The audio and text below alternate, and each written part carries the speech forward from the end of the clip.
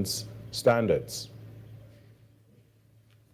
A release from the Port Authority on Monday noted that the vessel experienced mechanical difficulties after debris was drawn into the engines during its voyage to the port of Scarborough on Sunday. As a precautionary measure, the TNT Spirit was withdrawn from service and returned to Port of Spain that evening. The release added that contingency arrangements have been put in place to support the inter-island ferry operations and to accommodate affected passengers. In light of a recent series of accidents involving vessels used for inter-island transport, Chief Secretary of the Tobago House of Assembly, Farley Agustin, assured the public that the THA, in collaboration with the Ministry of Works and Infrastructure and other stakeholders, is actively working to resolve the issues in the shortest possible time. In a social media post, the Chief Secretary acknowledged the incidents involving the newly acquired MV Blue Wave Harmony and the TNT Spirit at the Port of Scarborough, along with the frustration and concerns of citizens who rely on the inter-island ferries. NIDCO's technical teams are working around the clock to assess the impact and to ensure our sea bridge remains reliable. One of the most disappointing consequences of these logistical hurdles is the challenge to hosting the medium band finals in Tobago. So discussions are well underway between Pantrimbago, NIDCO, the port, and so forth. And I'm sure you will hear from Pantrimbago soon. Mr. Agustin also highlighted the economic impact on citizens and appealed for patience as the issues are being addressed. I am therefore asking for your grace and your patience as we in the THA continue to push and push and push and work along with the Ministry of Works in Trinidad and Minister John, who has been very kind to us, to get these repairs done expeditiously so we can return to normalcy. With the 2026 National Panorama Finals medium bands expected to be hosted in Tobago on February 8th, the Chief Secretary assured that the relevant agencies will provide updates following full assessments. In some sport news now, the Trinidad and Tobago Automobile Sports Association President Ashton Eligon commended all drivers in the fraternity for their commitment and sacrifice to the sport while speaking at the 2025 TTASA Awards at the Ohana Restaurant in Chaguanas. Eligon also shared his excitement ahead of the Nations Cup karting event, which will see the regional tournament hosted in TNT for the first time this August. As we look forward to this year, from the CDRC Championship Finals to be held in Jamaica sometime this year to the Nations Cup in August 2026, this is a great opportunity hosting this event, one that saw Trinidad winning in Barbados last year. And we're confident that we will win again in home soil. In some international news now, record-breaking snowfall across Japan has been blamed for at least 30 deaths over the past 2 weeks, officials said, including a 91-year-old woman who was found buried beneath nearly 300 centimeters of snow outside her home. The severe weather has prompted the government of Prime Minister Sanae Takaichi to deploy troops to assist affected communities, according to reports from national broadcaster NHK. Authorities told people to watch for avalanches and accumulated snow falling from rooftops, NHK reported, and also warned that power outages are possible in the hardest hit areas. As of Tuesday, the northern city of Aomori had 175 centimeters of snow accumulated on the ground, more than double the average for this time of the last year, according to NHK. On Monday, the city recorded as much as 183 centimeters of snow accumulating in some areas, breaking the 40-year record of 181 centimeters observed in 1986. And that's what's making the news this morning. But joining us right now is the host of Trinidad and Tobago Today, Vermala Bakaran. Good morning, Vermala. Good morning, Carlos. That was TTT News on Talk City 91.1 FM. Talk City 91.1 FM. Talk. The Cabinet has approved the increase in the permissible age of importation of foreign-use right-hand drive private cars, that's sports utilities, SUVs, sedans, and station wagons, powered by gasoline, dieseline, or compressed natural gas, CNG, from 3 years to under 8 years, and under from the date of manufacture. Music.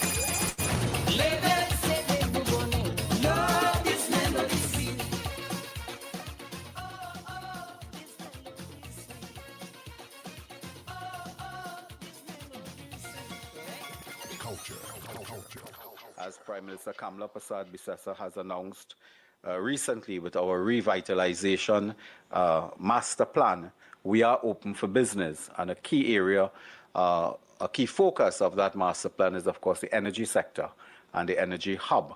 And we will be open for business, not only for Nutrien, but for all other players that wish to discuss their investment portfolio with us. Engaging conversations, latest news, our music. This is Talk City 91.1 FM. These are not just stories. They are the echoes of who we are, passed down in voices, in silence, and in memory. From the heart of the Caribbean, where history, mystery, and magic meet, this is Echoes of Our Folklore. Echoes of Our Folklore. Your weekly journey into the legends, stories, and whispers of our islands. Brought to you by Talk City 91.1 FM.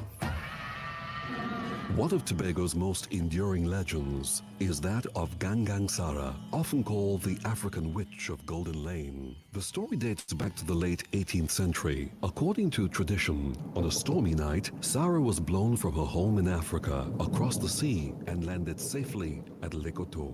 From there, she traveled to Golden Lane in search of family who had been taken there many years before. Sara lived in a remarkable age and was remembered not for fear, but for wisdom, kindness, and quiet strength. She married Tom, whom legend says she had known as a child in Africa. Together, they built a life in Tobago. After Tom's death, Sara longed to return home. She climbed a great silk cotton tree and attempted to fly, unaware that she had lost that power after eating salt. To this day, their names, Tom and Sara, are said to remain inscribed on their headstones, lying side by side for nearly 200 years. Whether history, myth, or memory, the legend of Gangang Sara remains a powerful symbol of love, resilience, and the enduring pull of home. Another tale from our islands, reminding us that the past, the spirits, and the stories of our ancestors are never far away. You've been listening to Echoes of Our Folklore. Echoes of Our Folklore. Only on Talk City 91.1 FM.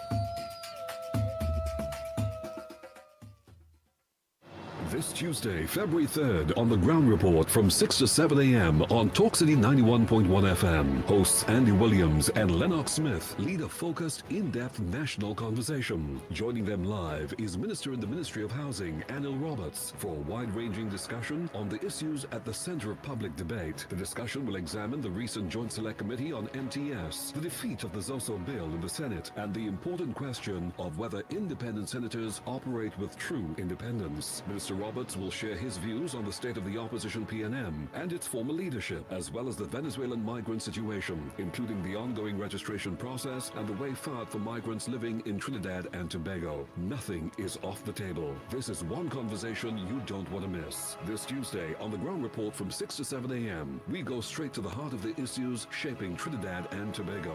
Minister in the Ministry of Housing, Anil Roberts, joins us for a wide-ranging and no-holds-barred discussion, only on Talk City 91.1 FM. Your world moves fast, so do we. TTT News brings you the people, events, and issues that matter most. Stay informed, stay ahead. TTT News, every night at 7. TTT News, committed, accurate, relevant. Wake up to the issues that matter most on The Ground Report. Join Andy Williams and Lennox Smith every morning from 6 to 9 a.m. for real talk, real analysis, and real perspectives on the stories shaping our nation. News, current affairs, and voices from the ground, unfiltered and unapologetic. That's The Ground Report. Weekday mornings on Talk City 91.1, where the conversation begins. This is Destra, and right now you're listening to Talk City 91.1. Keep it locked. 6 a.m. to 9 a.m. Join Andy Williams and Lennox Smith, the Ground Report team, as they rip apart the lies, half-truth, and misinformation that the mainstream media never discuss. The Ground Report. Hard-hitting, informative, undiluted, uncompromising, and unfiltered. Monday to Friday. Get the raw facts before making any life-changing decisions. Only on The Ground Report.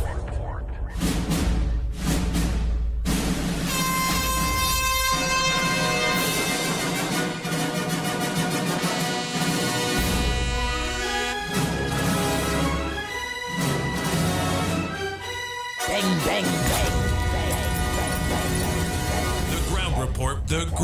The ground report.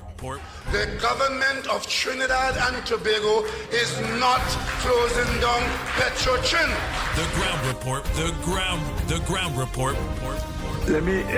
I would think that there's been very clear that all the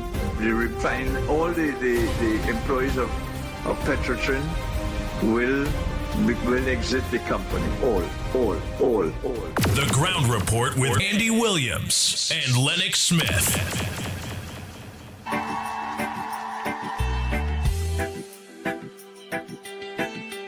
Oh boy.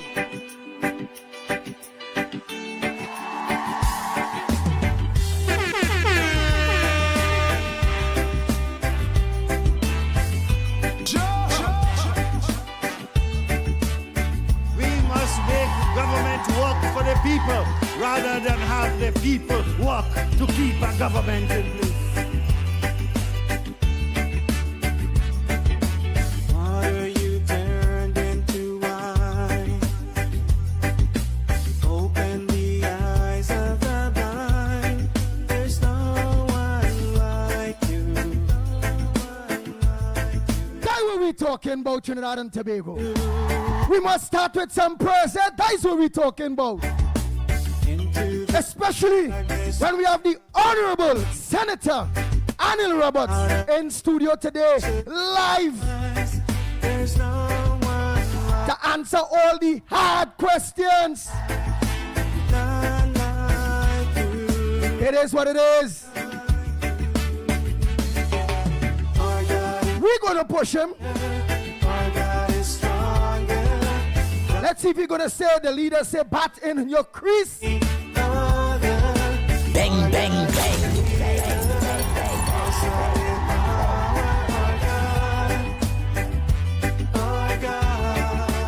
That's why we tell you it's a government of the people.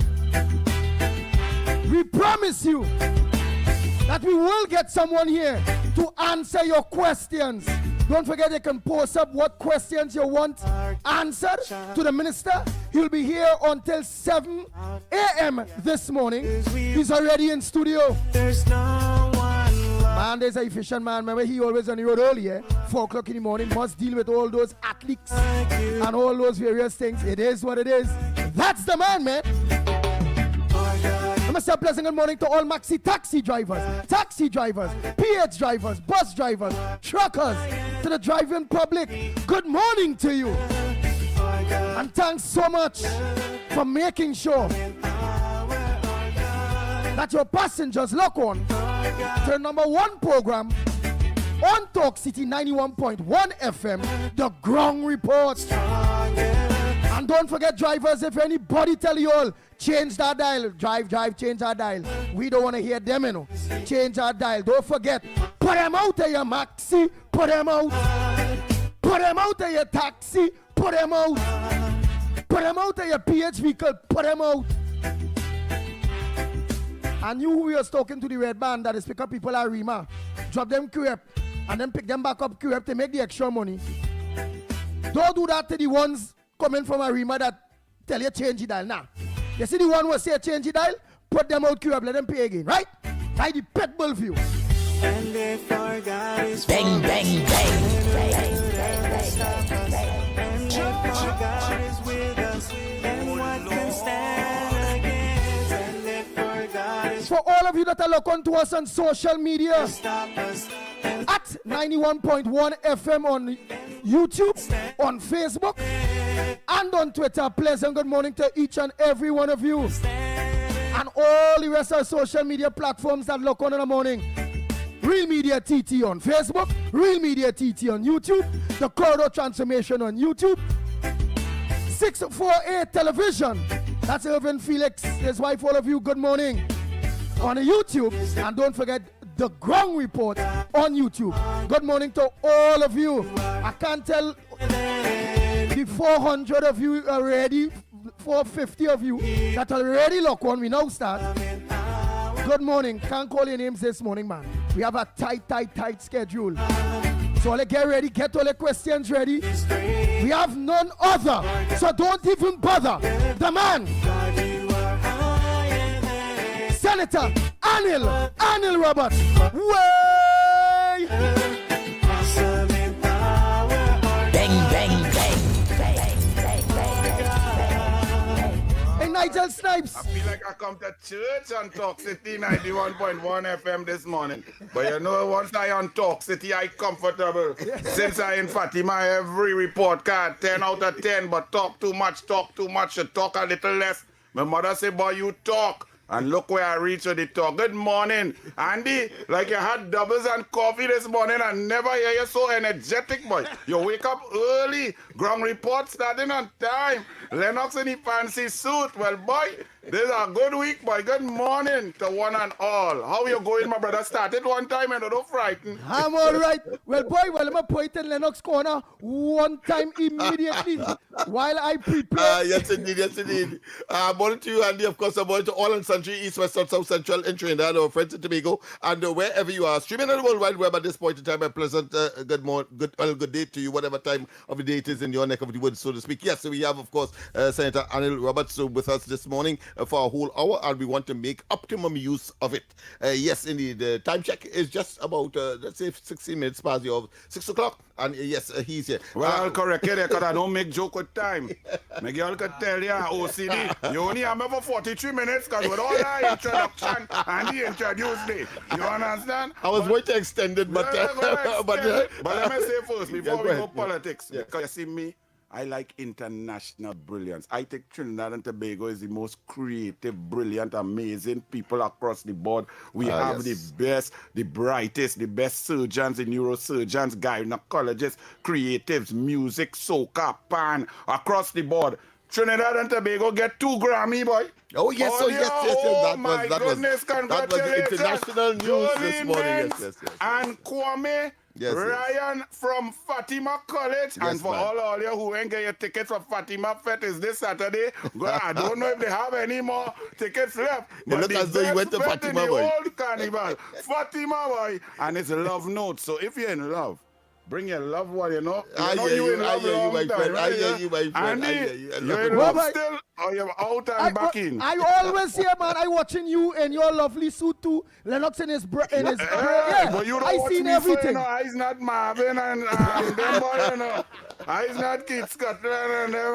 Yes, indeed. Well, let me formally, of course, invite him to the studios of 91.1, of course, Talk City this morning. And, of course, you know, we have to promote it because, I mean, we don't get rarity like this very often, especially on a normal day like today and at this hour. So, once again, of course, welcome to our studios. And, indeed, of course, we want to no holds bar, as the saying goes. And I just want to ask you, how has it been since your appointment? And, of course, how has it been? Let me tell you something. The government, you know, you always feel, and people, you know, it's amazing.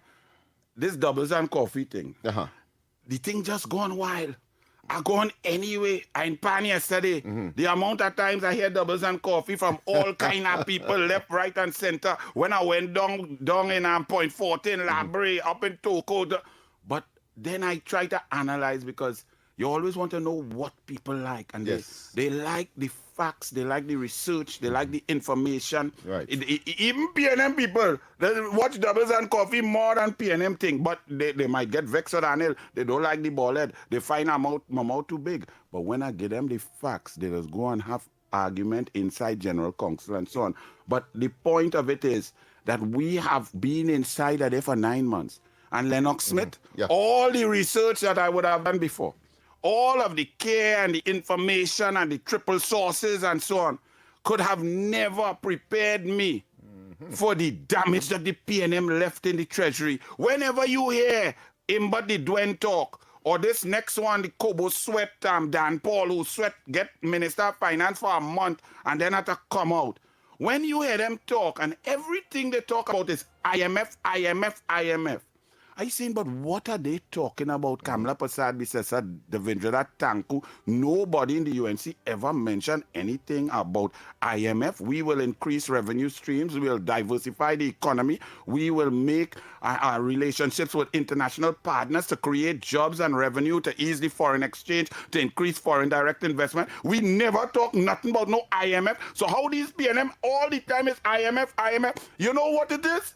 Them knew if them had win an election on April 28th, thank God, let me just pray to all, Jah, Rastafari, Orisha, Hindu, Muslim, all the Lord Jehovah, thank you for April 28th. Because had PNM come back in Lennox, boss man, them knew what them had do. And if we continue down that road of stupidity, incompetence, job loss, no creativity, poor negotiation skills, NGC making a loss, no refinery, and them didn't pay the bills, is IMF, IMF, IMF spelt PNM. That's why them talking IMF. Because boss, by HDC, they bought all their build a house yet. We have $1 billion to pay that them ain't pay yet. We have contractors and goods and service suppliers owed $1 billion. Done by MTS, or they saw it on the Joint Select Committee. Yes. They owe people $850 million. The Ministry of Housing owe $450 million. The Ministry of Culture owe $135 million. The Ministry of Sport owe $75 million. And down the line, them never pay the bills. The only bills PNM pay is Faris get he rent. But you didn't have the correct approval. Police, what are they doing? People always say, Anil, why all they don't lock them up? Yeah. That's my people, we have to read a book. The executive, the political arm, there's a separation of powers. The police is an independent unit, and only the police and the DPP have the authority to charge people criminally. So when all they're talking, like when the Douglas give all this information, the police have the information, them know that Foster Cummings, one man, PNM minister who claimed that they're fighting for poor people and they love poor people. He come in the Senate last Zoso debate and saying how he did so well in youth. He provided a loan for young people to start a business. $20,000. Yes. Right? Yeah, He's I say, hey, you were providing $20,000 for young people to start a business, but you give you and your family your 7 companies, Clyde and Rivulet Investments, Shaw Serve, Pical. You get over $500 million for you and your family alone. Why you didn't give the youths that 500 and you take the 20,000? But these people, they recuse themselves 619 times. Oh, yes. Them rich get richer. The ministers get richer. Small pin get big pin money with the father and the brother and so on. $6 billion in work from them being ministers, and them have the audacity to pretend now them doing video and playing flag woman for Pan, Small Pin with the outer time himself. He went to play flag man for St. Francois School. Yes. You know the man who was arranging the teaching thing. Tell the children don't watch here, you know, because you'll go out of time. You're gonna lose this song if you watch Small Pin dance, or you go mash up my whole arrangement. You know? He say look left, if Small Pin to the right, look left, you know, because that man has no timing, but that man, I don't know where he come because he pretending. Yes, I tell Small Pin young, since you love Pan, since you're a Pan ambassador, I now show my girl a picture yesterday, 1994 Panorama, me and Marshall sitting down in the North Stand at 11 p.m. waiting for Despos to come on. Despos play 1 a.m., right? Yes. I say, you see how long I inside this North Stand here? I in this North Stand. Boy, you know, when man used to go up to pee and get rubbed with gold chain and thing up at the top, right? When you go there, you have to prepare to fight. When you're going down, you understand? Man used to hold. They had to hold the pee till you want to go home, you know. It's not robbery in the back. But it's safer now. Thanks to Kamla Prasad, Mr. Roger Alexander. They say my boy can't talk. My boy this. He don't answer question good. That know he walk. I go talk. That my part of my work is to talk. Roger Alexander work is to keep we safe. Crime gone down 42%. Oh yes. You understand? And we not happy. We not celebrating, boss. We had to bring this country to sweetness. This madness about youth man killing out man for stupidness, for a little block and thing. And they so wild and they squeezing trigger without training and killing innocent people. That's why when you see the Zoso debate, the PNM balling is celebrate. Celebrate what? All of them in the Senate who arguing. The 9 president senators. Them sit down, I watch them so. 3 of them look just like him, but if all you catch what I'm talking about. I say, but who them represented? You understand? Them look exactly like him, but same shade, same shape, same grin, same and them trying to talk same hue, about same hue and texture of hair, all kind of thing. You understand? Same kind of arrogant attitude, and them trying to talk on behalf of people from Mango Rose and Scorpion and Laventille and down in Carapo and train line and that's it. But where all it was? I say I walk all them place. I could go and sit down there and drink a rum and soda with the boys and talk to them. I could walk on there. I just went by take my daughter by Despas to hear them practice a little bit. Walk up George Street thing. She said, Daddy, but this, I've never been here. I say, you must learn your place. Come with your father and let me walk and see. She said, but is it safe? I say, we safe anywhere in Trinidad and Tobago. We walk anyway. Them sit down there with the elite self. They don't want, okay, what is ZOSO, right? What is a zone of special operation? All it is that the police and army could go in an area and make sure that the wildness stop, that everything packed down, that man not running in the street with AR-15 and submachine gun and shooting each other as if it's killing dog in the road, that the police will provide an area where good citizens who want to go law-abiding, want to go to work, get to 91.1 FM early. Imagine you have to leave Laventille at 4:30. You frightened, you're watching left, right, center, you're watching up, down, you ain't know what going on. When a man walks so, you run so. Is that? So the Zoso was to give people at ease. But these people who sit down there, I watch across at them. And not only one of them, the differently able, the blind lady, she lives humbly and so on, right? Because her husband has worked PH on taxi on thing and right.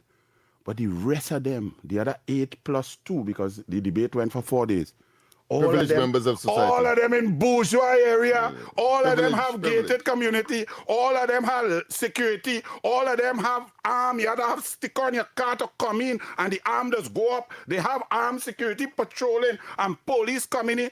All of them safe, like Selassie briefcase. But them discussing that the people in hotspot so-called areas that are under siege, that them don't want this, that it is somehow going to oppress black people. I said, but what madness? I say 3 man looking like Colm talking about what good for black people. I thought I went back to 1956. I thought the Queen reached back, you know. Colonial days. I sit down there in shock, and then one of them president senator. Now people just call them independent senator. Right.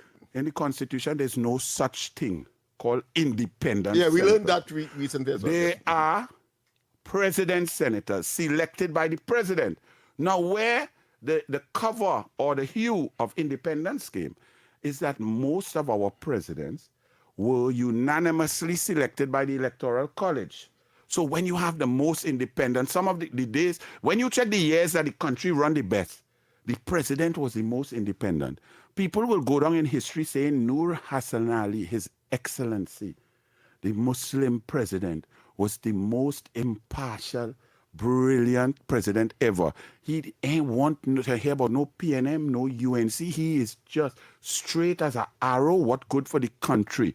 All others had been elected unanimously. Even Paula May Weeks, who turned out to be the biggest embarrassment to presidency in history, allowing Rowley to thwart a merit list and choose a commissioner of police who's supposed to be independent. But we allow that because the mass media, the Express, Newsday, good riddance, boy. All you done? I'm sorry for the people who lost their work, but it's good because when you use your newspaper to spread lies and to pretend that you are independent, the most corrupt thing in the world is to feign independence, to pretend that you are independent and so on, but you're really a poison PNM pill.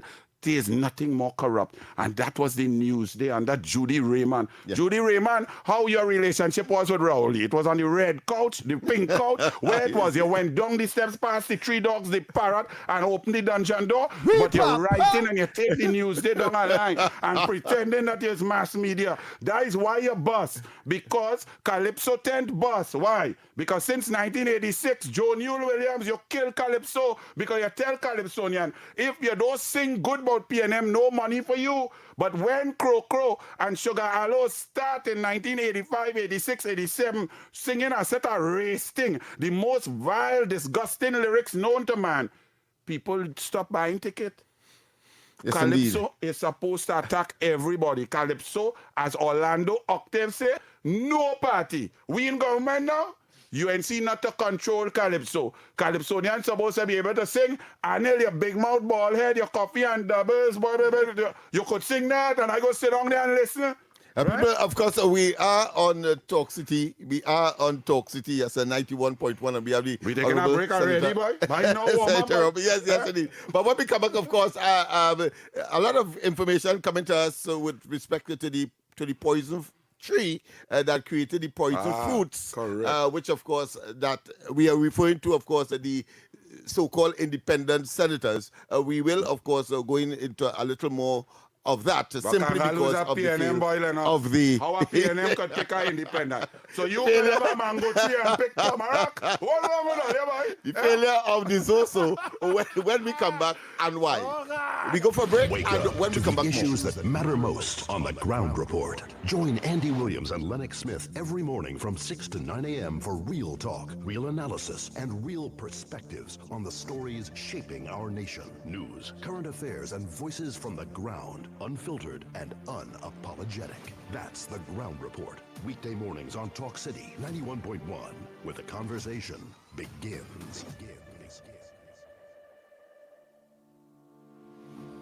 If you are a migrant currently living in Trinidad and Tobago without legal immigration status, this message is for you. The government of Trinidad and Tobago has introduced a special registration process for migrants who have overstayed or entered the country illegally. The online registration process will begin from Monday 26th of January and end on Wednesday 25th of February 2026. All applicants are first required to register through the official portal at migrantregistration.gov.tt. That's migrantregistration.gov.tt. After completing the online registration, there will be a mandatory in-person processing and verification which begins at the end of February 2026. The start date for that phase will be announced through official government channels. The in-person registration will take place at the Hazley Crawford Stadium, Port of Spain, the Atto Bolden Stadium in Balmain, Couva, and the Larry Gomes Stadium in Malabar, Arima, as well as the Dwight York Stadium, Bacalet, Scarborough, Tobago. Applicants will undergo a comprehensive verification process, which will include vetting by the Trinidad and Tobago Police Service involving fingerprinting and background checks. You will also be required to undergo basic medical screening. Upon completion of the registration process, successful applicants will be required to pay $700 for the migrant registration card. The ministry reminds undocumented migrants your participation in this exercise is essential, as failure to register during this window will result in deportation. This special registration process for migrants is your opportunity to be documented, protected, and allowed to work legally in Trinidad and Tobago for a defined period. For additional instructions, along with online application and required forms, visit the official portal at migrantregistration.gov.tt. That's migrantregistration.gov.tt. This message brought to you by the Ministry of Homeland Security and the Information Division, Office of the Prime Minister. Don't let the flu season slow you down. As Carnival approaches, the Ministry of Health is urging the public to take action now. Influenza can cause severe illness, hospitalization, and even death, especially in older adults, children, pregnant women, and persons with chronic conditions. But vaccination can help reduce severe illness.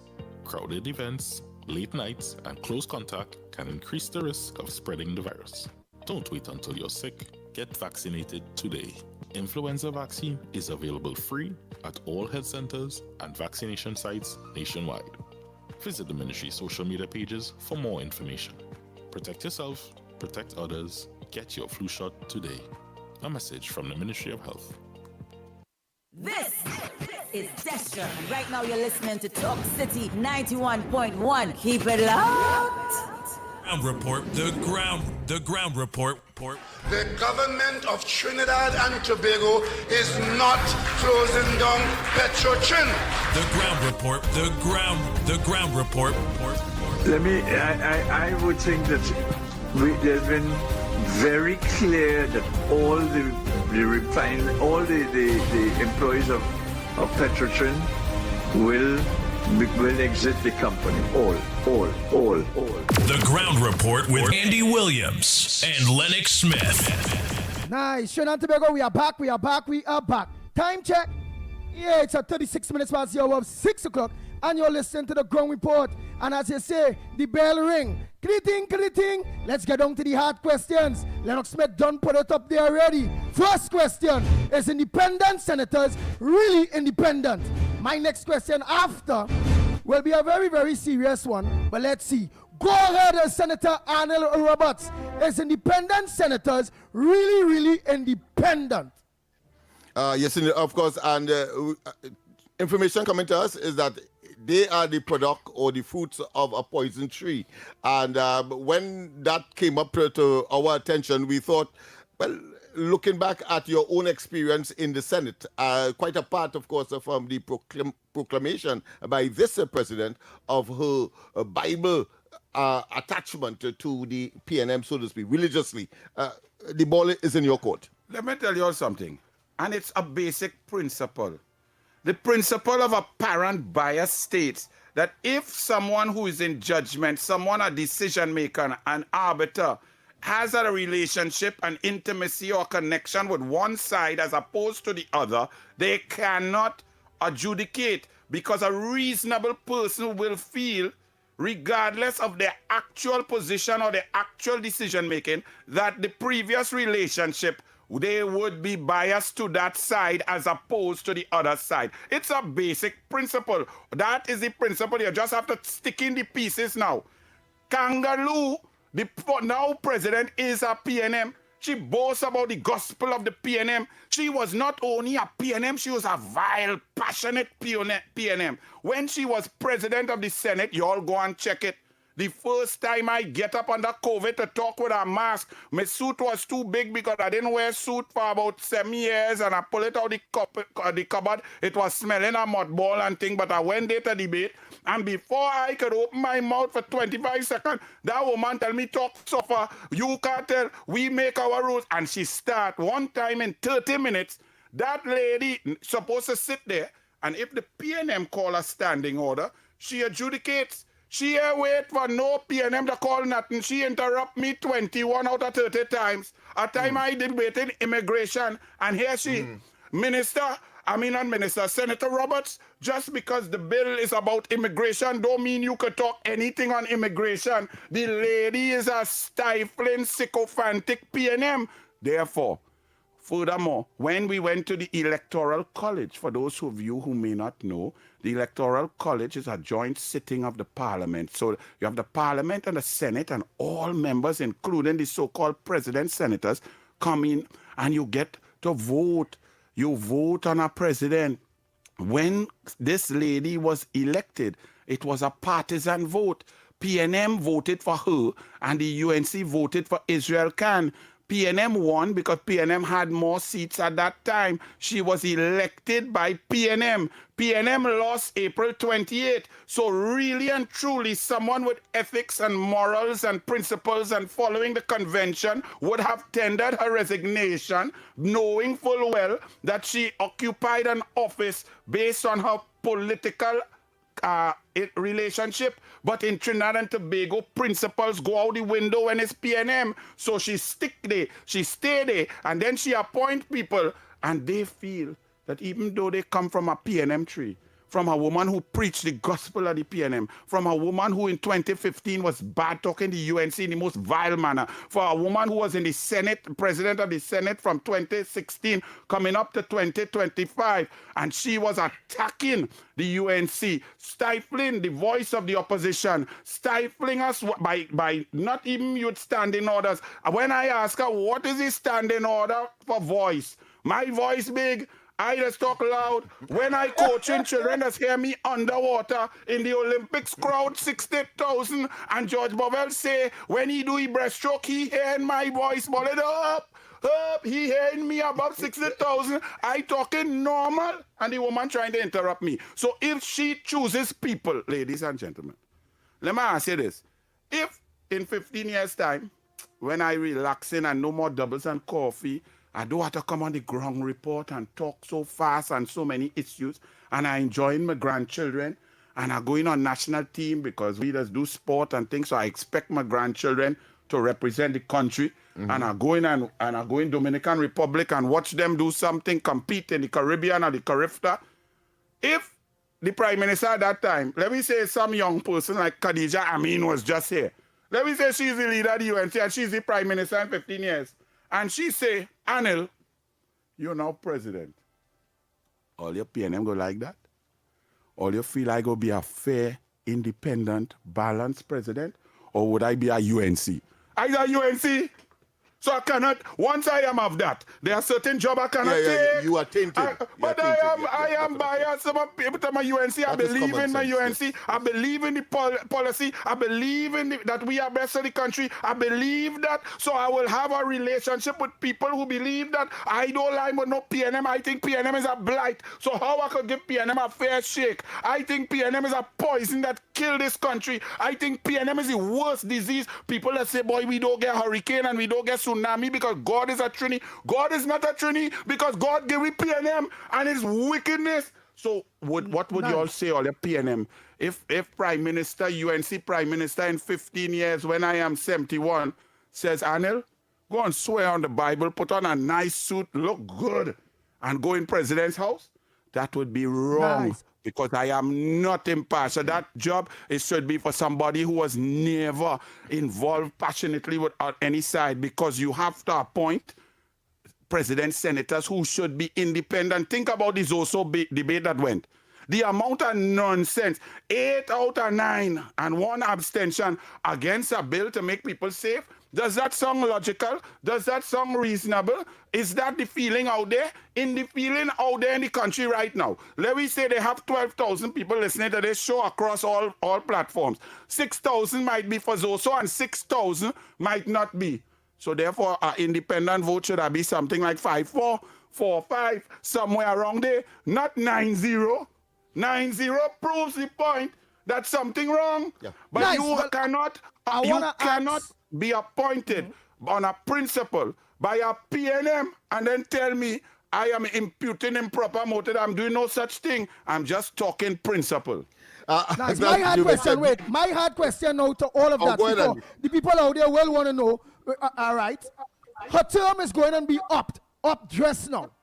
The Honorable Not just now. All you have to 4 years to suffer with that PNM who have no class. She should have resigned because she's a PNM president. Yeah. But she does not have the class, the ethics, the morals to do the right thing because she's a PNM. And Rowley said it best. Rowley said the safeguards put in by him, the constitutional safeguards, saved the country, and the Zoso bill was defeated. Rowley knew what he was doing. When Rowley go and check the picture that Aslan Mohammed take with Rowley in the church with she flirting and smiling and his wife looking to the right and the short man husband looking the next way. That is how close she is to the PNM. And Rowley knew what he did. Rowley knew what he did when he went to Paula May Weeks to thwart the merit list. Rowley knew when he whispered in Paula May Weeks' ears and she got Bliss Sipasad to misbehave in public office and withdraw a merit list. McNish is in the Senate. Let McNish talk about what took place with that Police Service Commission to appoint a commission commissioner of police in charge of charging. Why Camille ain't get charged with 143,000 cash? Why Rowley ain't get charged for not filling out his integrity in public like back form B properly? Why the indemnity signed with Vincent Nelson, nothing happened? What happened with Foster Cummins and Venture Credit Union? How money reach in that account? Why they ain't get charged? Because there's an implication that these offices have been poisoned by PNM over the years. 76.4% of the time, PNM has been in charge of our independent nation. PNM is a blight, and they have controlled independent institutions, and that's why the country was bordering on failed state status before April 28th. So you open the Pandora's box. You open the Pandora's box one, and not letting Mr. Roberts run. I'm not letting him run because people will want this question. Hey, just a Andy, hold on. Andy, number one, Mr. Roberts is my father. He'll be 84 this year. He's Anil. And Anil don't run from nothing. All right, well, here is the big question. Your turn, your government turn coming up soon. What will be different? Because the same electoral college is the same now. Your government, the people government Trinidad and Tobago, which is my government to the UNC, will be in the next 2 years. What will be different from Dr. Rowley's pick for president compared to the UNC pick for president? Let me answer you, Pitbull. Kamla Persad-Bissessar was prime minister once before. She selected a president, Anthony Carmona, who received unanimous votes. Kamla is not of Rowley. Kamla does not covet control. Kamla wants the independent institutions to function because she realized that will eliminate corruption, that will make the country move smoother, that will help her uphold the Constitution and ensure equity across the board. So Kamla Persad-Bissessar has done that already, Pitbull. Anthony Carmona, go and check it. Receive votes from everybody. PNM and UNC, COP, MSJ, TOP back in the day. So that's what she does. She is powerful and strong. She is not insecure. Only an insecure human being will want to control others. The PNM is an insecure party. The PNM is like a husband who have a sweet wife and he can't control it. He had a luxury up home. She can't go out. She had an exercise home. She can't go nowhere. She have GPS on she car because he insecure. Kamla is like a real husband who would allow his sweet, beautiful, brilliant wife to go where she wants. And you are so correct, Senator Ron Roberts. You are correct. Next question. Well, quick. But I must be correct as Anil boy. Anil, right. Mr. Anil Roberts, Senator Anil Roberts. Go ahead, Next question. Auntie Kamala would not live forever. The people of Trinidad and Tobago knows that she's passionate, that she's real. She wants the best for Trinidad and Tobago. It will end up with our next prime minister that would not be Auntie Kamala. What would your government put in place to make sure that no prime minister can do us what Rowley do us and put Christine Kangaroo on us? What is the question? Answer First and foremost, the United National Congress is a party that is democratic. Kamla Persad-Bissessar at every juncture has taken on all comers. She has not been given anything. Some people were trying to say before in 2016, 2018, 2021 that she must go and she must leave and she stood up. Those who challenged got beaten. So the next leader and the next prime minister from the UNC will be determined by the membership of the UNC at that time when an election is due and the democratic process will ring true. Furthermore, what we will ensure is whatever we can do, you must understand that the PNM is such a blight and a dictatorial corrupt party that they usurp or they enlist support. Fix that mic, Senator. Prevent constitutional reform. So you have to ask Shalini Pandey, better known as Michaela, but Shalini Pandey, that's her real name, why she went in election, who was funding her? Was it a bareback Indian man who just cussed down the internet and cussed Kamla every 2 words? I just cuss when I line in and think, I never know that a man could cuss every 2 words. That one, ask him about the money that he got from Rowley friend. He want to marry Stuart Smallpin Young. He loved them like hog love mud. Ask Shalini Pandey if she received funding by that, man, because she took away 3 seats from Kamala Prasad Bisesa. Aruka Lopino by 256 votes. San Fernando East by 402 votes. And the third seat that we lost was Mausika, Malabar Mausika, where they now have a PNM man who more interested in Kamala dress and how much it costs. I live my life so long, me ain't never watch or care about how much a woman spend on she dress. Me ain't know where PNM getting this bunch of man who studying woman dress and getting on like a set of macrame inside of the parliament. The PNM has lost its way in more ways than one. They can't even find a real man to sit down in the parliament. Well, Lennox, you go, partner. Oh, Lord. Yeah, come now, man. I ain't no woman. Listen. The track record of the UNC is pellucid, it's clear. And therefore, the... Nice word, Lennox. Yeah. And therefore, the policies of the leadership will reflect that. That is clear to all of us. But before we go into the economic aspect of the experience so far, I would want to conclude with respect to the ZOSO bill and to indicate that here it is. Last night I mentioned on my program where the representative for Laventil West, he invited the Honorable Minister of Works to tour Beetham and other parts of that constituency. And I was irated. It was ironic to me, having read the bill, I have a copy of it in front of me here, to see that there is supposed to be something called a development committee, and on which the parliamentary representative, either he or she, or a representative nominated or dictated by him, will be on that committee. In that way, he has direct oversight, he has direct control, in a sense, or input. And of course, among the things is a question after the cleanup by the police. Among the things that committee is supposed to do is to deal with infrastructure, deal with, of course, social intervention, deal with education, deal with business that may be floundering, and therefore their job is to, of course, solicit and enlist the various ministries in order to make sure that when the exercise is completed, that the community is in a better place. Yet still, he prefers to call the minister, which is much harder. And indeed, on this particular committee, from the information I have, is that they will be gazetted. They will be given instruments of appointment, all of that, by the Prime Minister herself. In this case, in future, we another Prime Minister. So what I'm saying is, let me sum it up. I hear double jeopardy, double irony, all kind of things. But go ahead. Go ahead. I just want to make sure the population. So what you're saying is that the white boy vote against himself in the parliament. So the white boy, who had to go in parliament and say, but I boit. I never hear a man who boit had to say that he boit. So what you're saying is that he vote against himself. That's what they're saying. All of them. Well, that's how boit he is. That's how he get in all law of school. them. Because he had to get in law school because PNM had to unlock the door. He couldn't get in based on grades. And these people have no shame. You know how many children with better grades than that white boy could not get into law school, cannot earn the money that lawyers earn because they didn't get the qualification standard, but PNM lower it for him. They put him in there. But you know the first thing he do when he get up in the PNM, he move out of Lavanti, migrate into HDC house. He get the HDC house. Yes.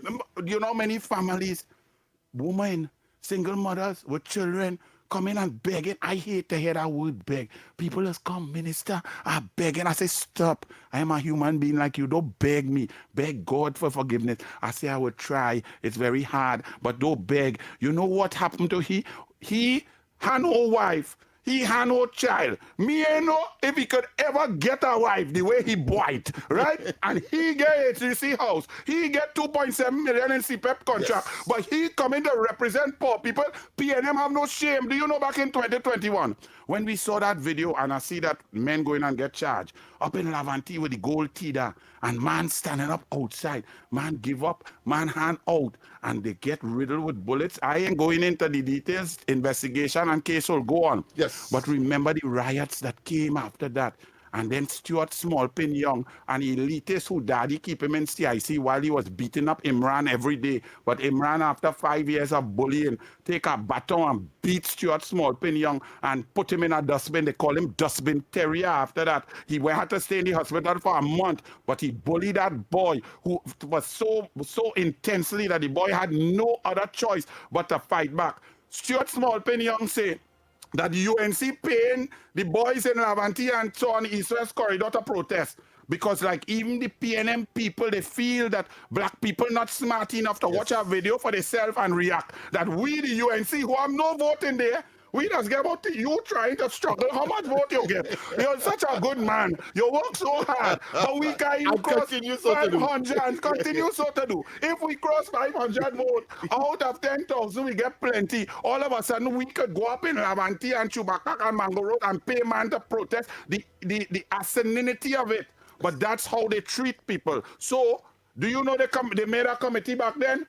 And Keith Scotland, the next one who put braids in here. I never see a bald head or some had braids. Boy, I see that man with a braid. I say, what happened, boy? It's braids. You have one weave. That man put a weave, you know. But I tell you, I just get shocked with this PNM, boy. That man put a weave and come in the red house. And I say, but you're no shame, boy.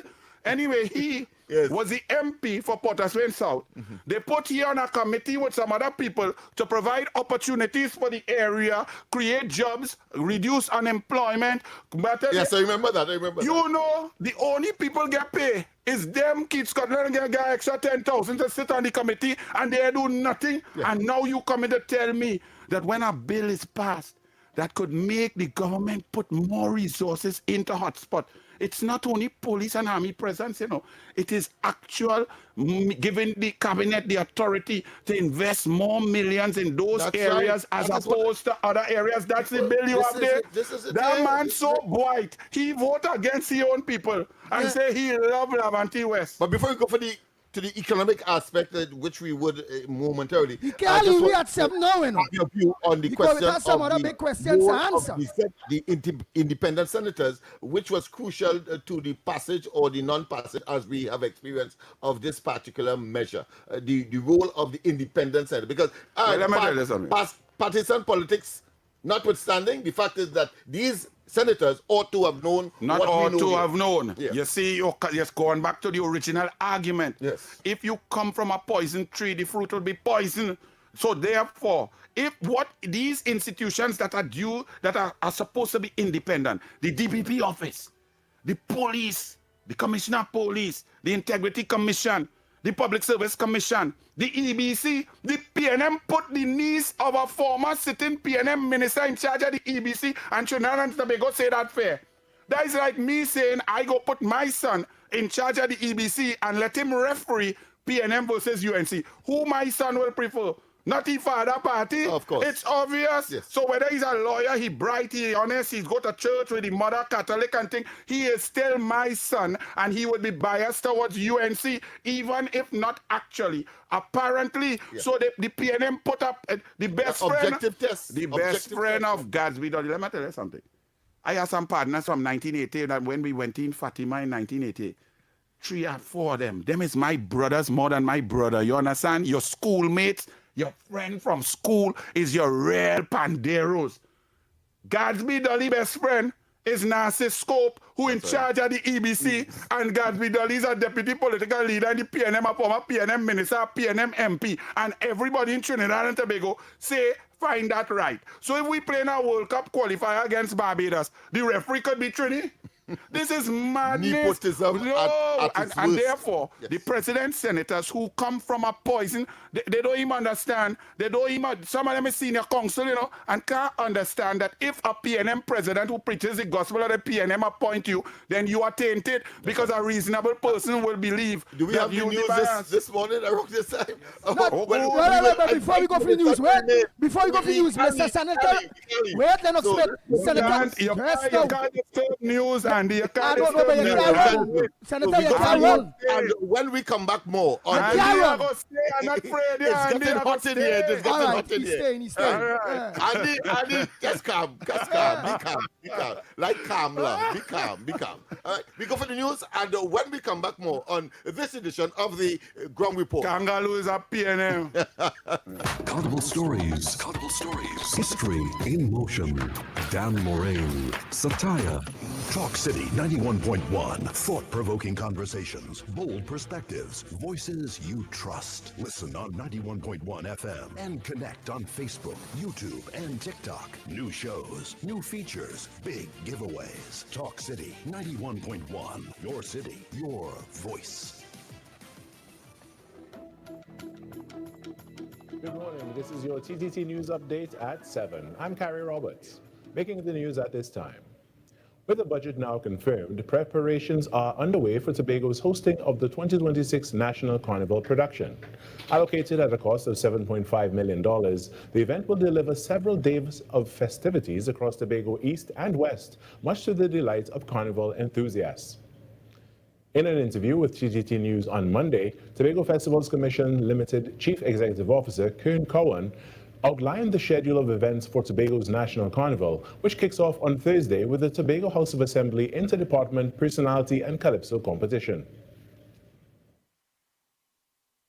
And straight till Sunday, where you will have now medium band finals, steel band finals in Tobago at Parade Grounds. Then you have all the way to the east, we'll have the Windward Afro Queen Show. We have the Kiddies Extravaganza, Junior Extravaganza, Kiddies Parade, and then of course we'll have the Juve in Roxborough, Crown Point on Monday, on Carnival Monday, and then on Tuesday you'll have Juve at Calder Hall. This year's staging of Tobago's National Carnival will see an increase in funding, moving from last year's $5.8 million allocation. The budget this year is $7.5 million, and that covers more of a stakeholder focus, support to stakeholders, to support to Calypso, support to PAN. All of those are our main focus this round, and trying to ensure that the culture continues to be developed. Festivities will include Monday Night Mass in Roxborough, with celebrations culminating on Tuesday with the Parade of the Bands featuring a new element, the merging of traditional and contemporary Mass. The draw today determines your position, but it does not determine your potential. These were the words of the Minister of Education, Dr. Michael Dowlath, as he encouraged finalists in the school's junior soccer competition.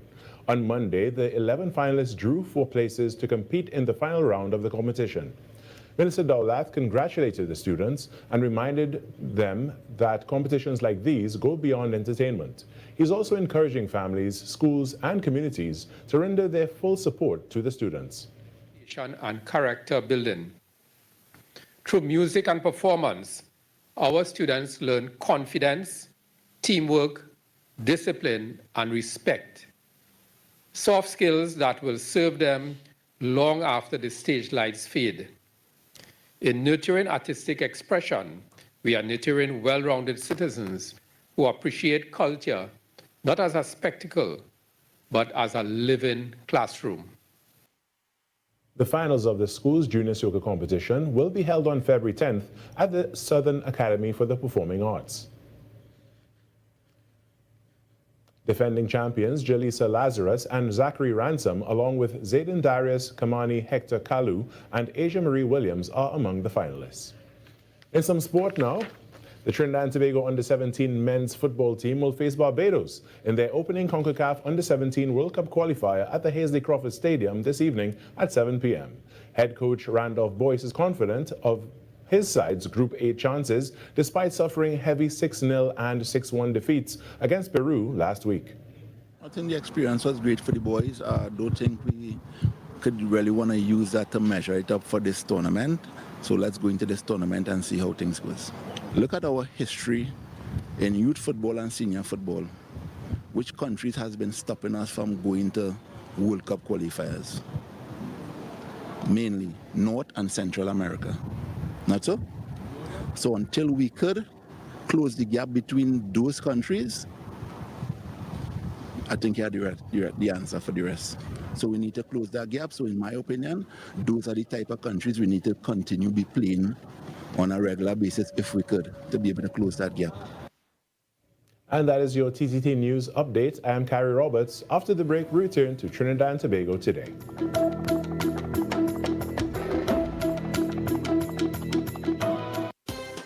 Talk City 91.1 FM. Talk, talk, talk. This is about creating opportunity through responsible management and citizen participation in national wealth.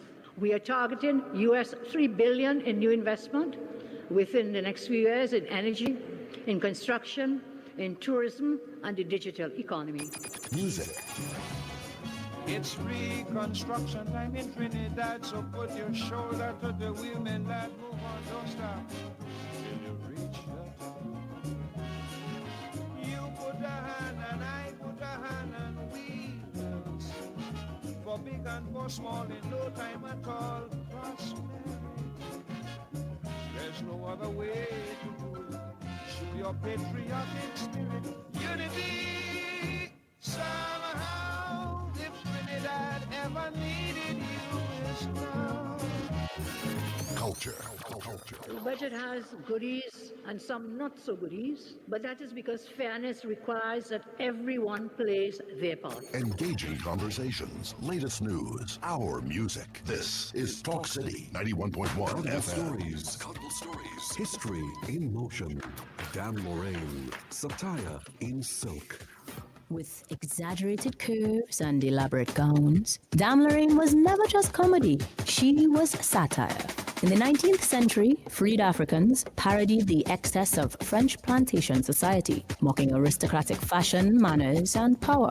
Every movement exaggerated privilege. Every costume questioned status. Dame Lorraine reminds us, Carnival has always spoken truth, sometimes with laughter. Carnival Stories. Where humor meets history. Carnival Stories on Talk City 91.1 FM.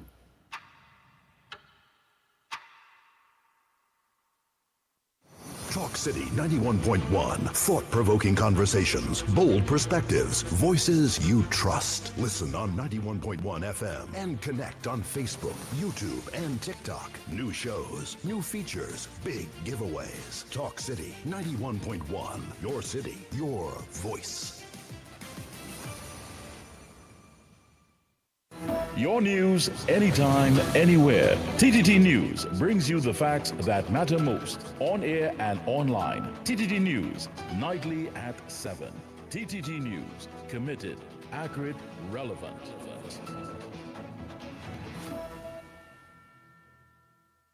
Pan on the road. Pan on the road. Voices on the air. Talk City 91.1. This is Destra. Right now you're listening to Talk City 91.1. Keep it loud. 6 a.m. to 9 a.m. Join Andy Williams and Lennox Smith, the Ground Report team, as they rip apart the lies, half-truth, and misinformation that the mainstream media never discuss. The Ground Report. Hard-hitting, informative, undiluted, uncompromising, and unfiltered. Monday to Friday. Get the raw facts before making any life-changing decisions. Only on The Ground Report.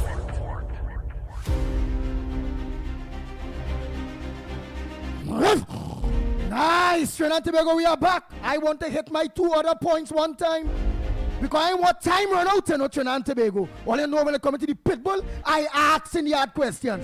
One of my next questions, and I'm pointing to one time, the issue with the jobs, the fallout, with jobs when it comes to CPEP, URP, forestries and all those things, where it have hundreds of people at home at this point in time. Yes, we know that it had a ghost, it had this, it had that. Yes, we know all of that, but we also know it had hard-working people too that was depending on that. So you have to ask him, and he said he had question.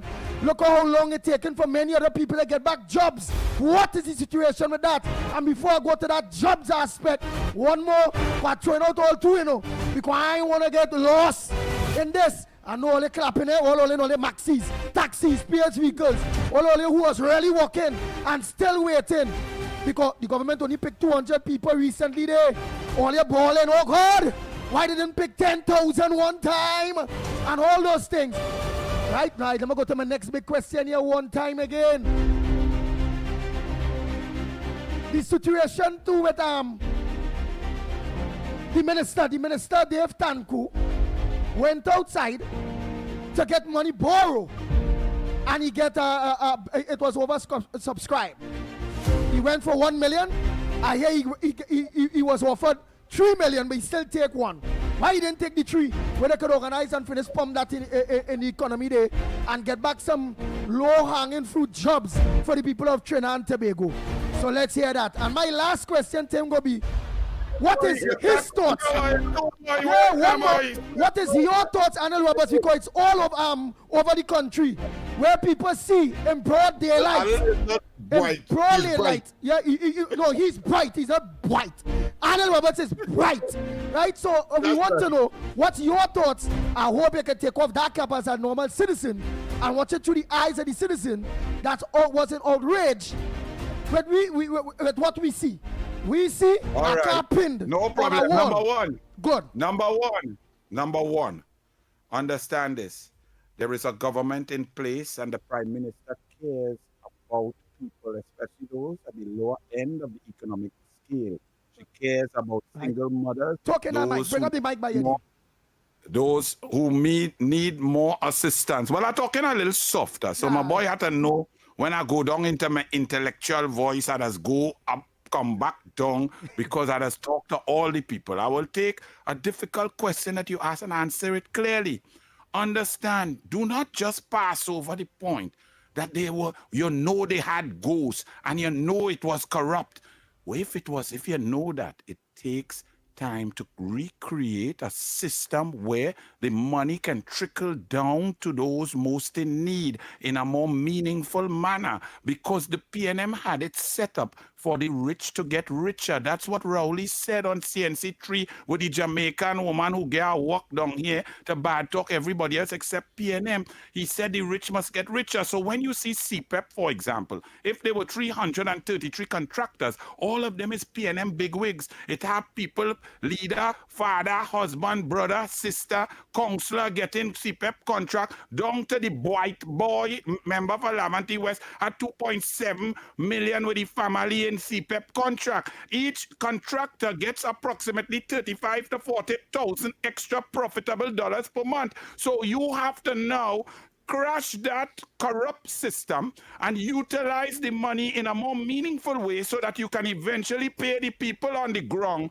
more than the $100 or $120 for the 4 hours or 5 hours that they work, to get people to really work and get sustainable jobs. That's what Kamala Persad-Bissessar is doing. So it will take some time. We apologize for the time, but the PNM must apologize for the 9.5 years of thieving. The PNM thieving since 1962. The PNM is the most corrupt party in the history of the Caribbean, and they should hide their heads in shame. Talk about how Balize House stopped.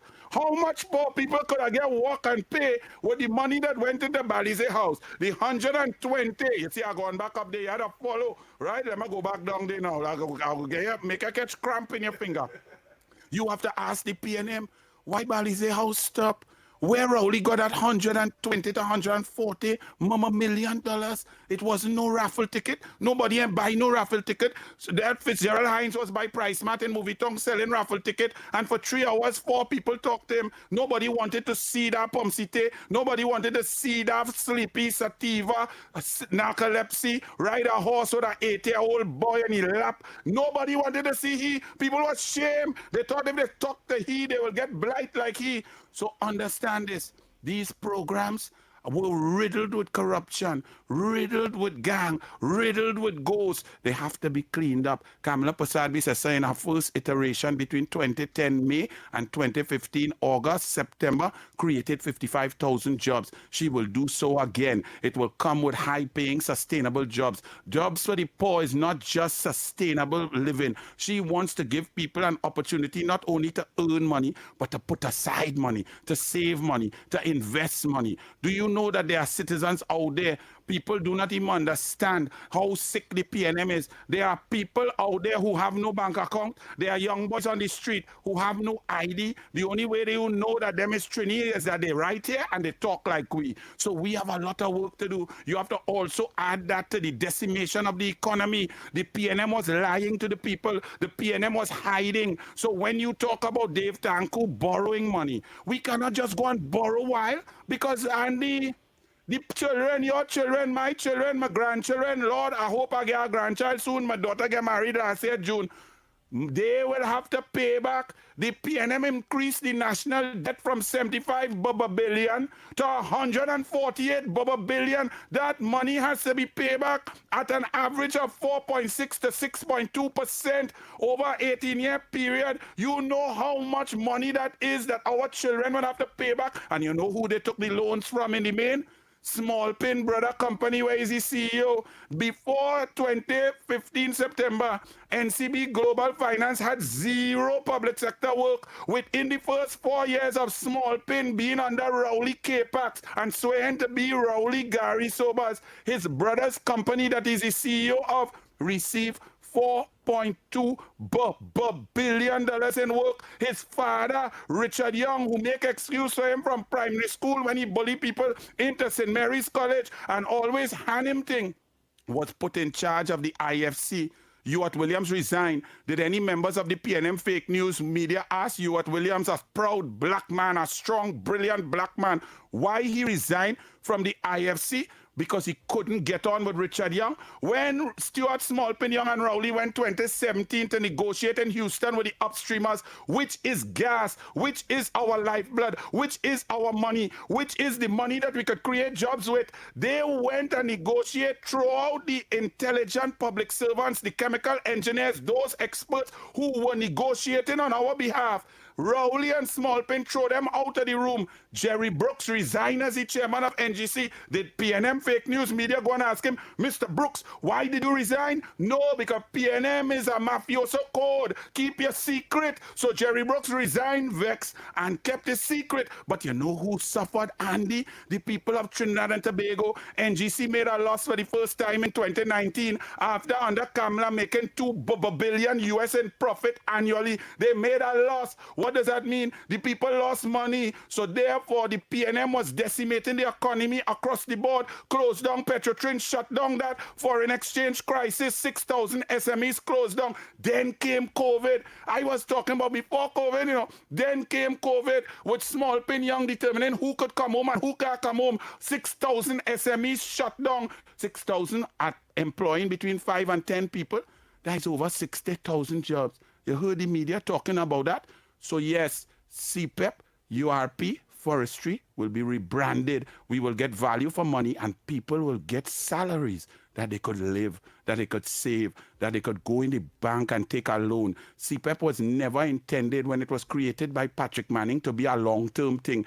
PNM have people doing advertisement before 2020 election. I've been working on CPEP for 12 years. Well, that means CPEP failed. Because it's a temporary thing. You're supposed to be there for a short time, get a little money, and then move on to higher paying jobs. PNM does not want people to move on to higher paying jobs because you know what happens when you have higher paying jobs? You get white. And PNM like people dotish. They don't like people white. You understand? Because when they have people who cannot be independent and make money and decide for themselves, then they will vote PNM on automatic pilot. Great is the PNM, that cult. You see how they're coming back with the tie and thing. Dr. Williams was a genius. He created a political machinery that once you reach the heights of the PNM, you will be prime minister, no matter if you're a miscreant like Dr. Keith Rowley, who was a teacher in 1969 and impregnate a girl of school age. He became prime minister after lying in a parliament about Emailgate. The PNM fake news media and controlling independent institutions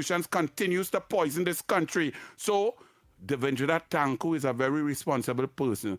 He will borrow what he absolutely needs to in order to keep the economy going, to fill the deficit left by the PNM. And slowly but surely we will diversify. Munilal is cutting and making negotiations with different countries. ExxonMobil is coming. Venezuela, things are changing. And notice all the talk about war and all the things done there now.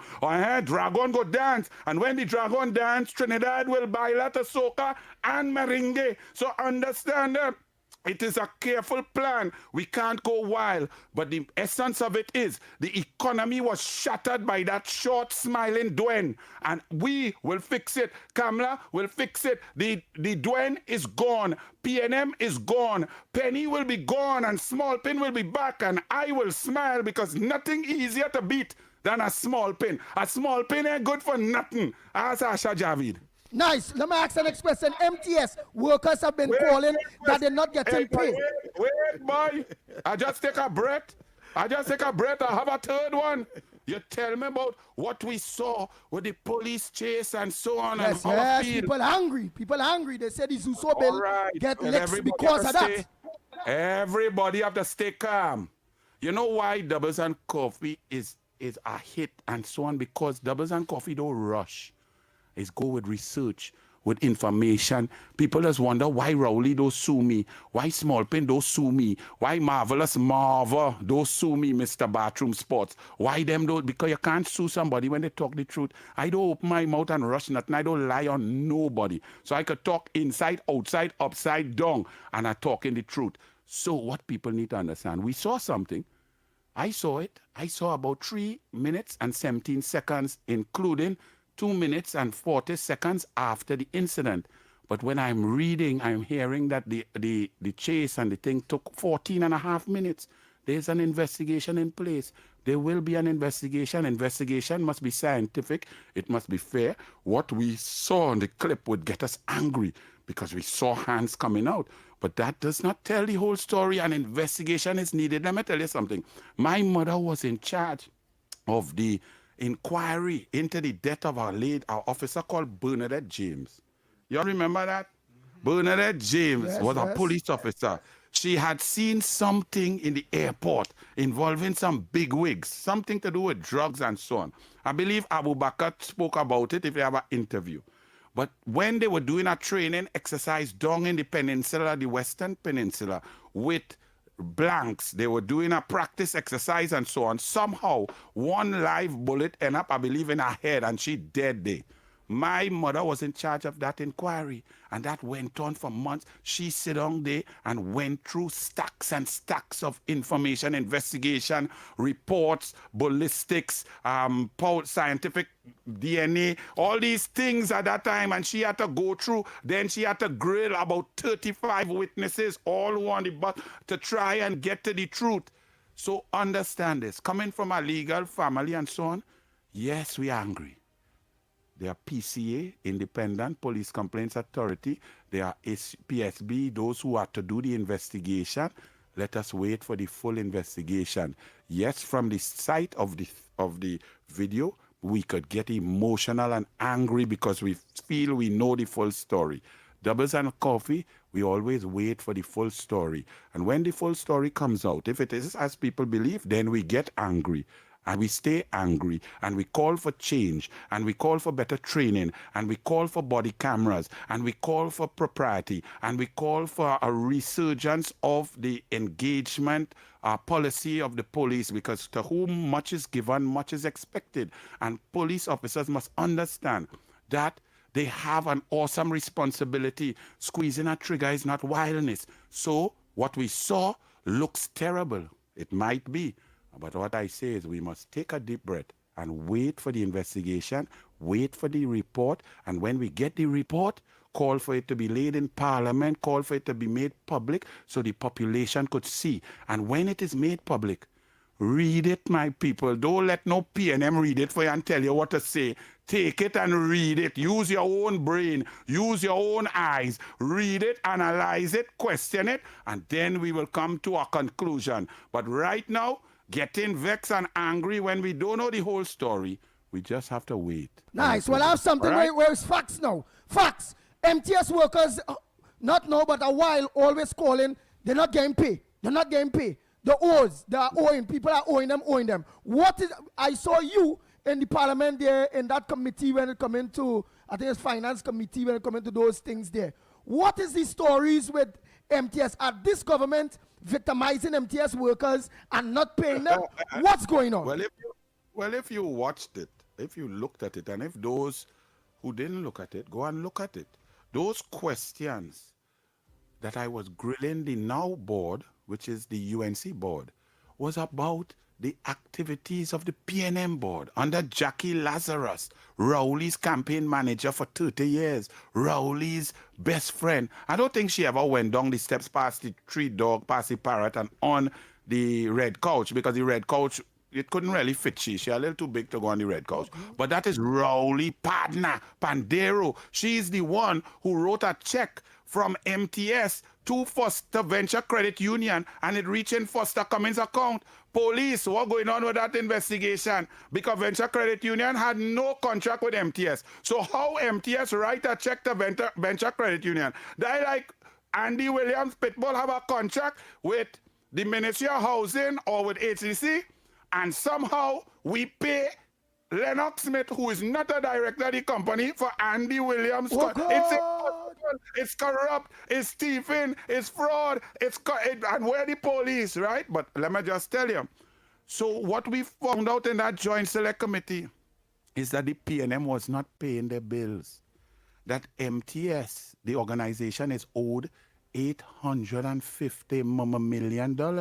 So if an organization is owed $850 million, do you think the cash flow position will be such that they could pay bills on time, or would they be under pressure? And if they are owed $850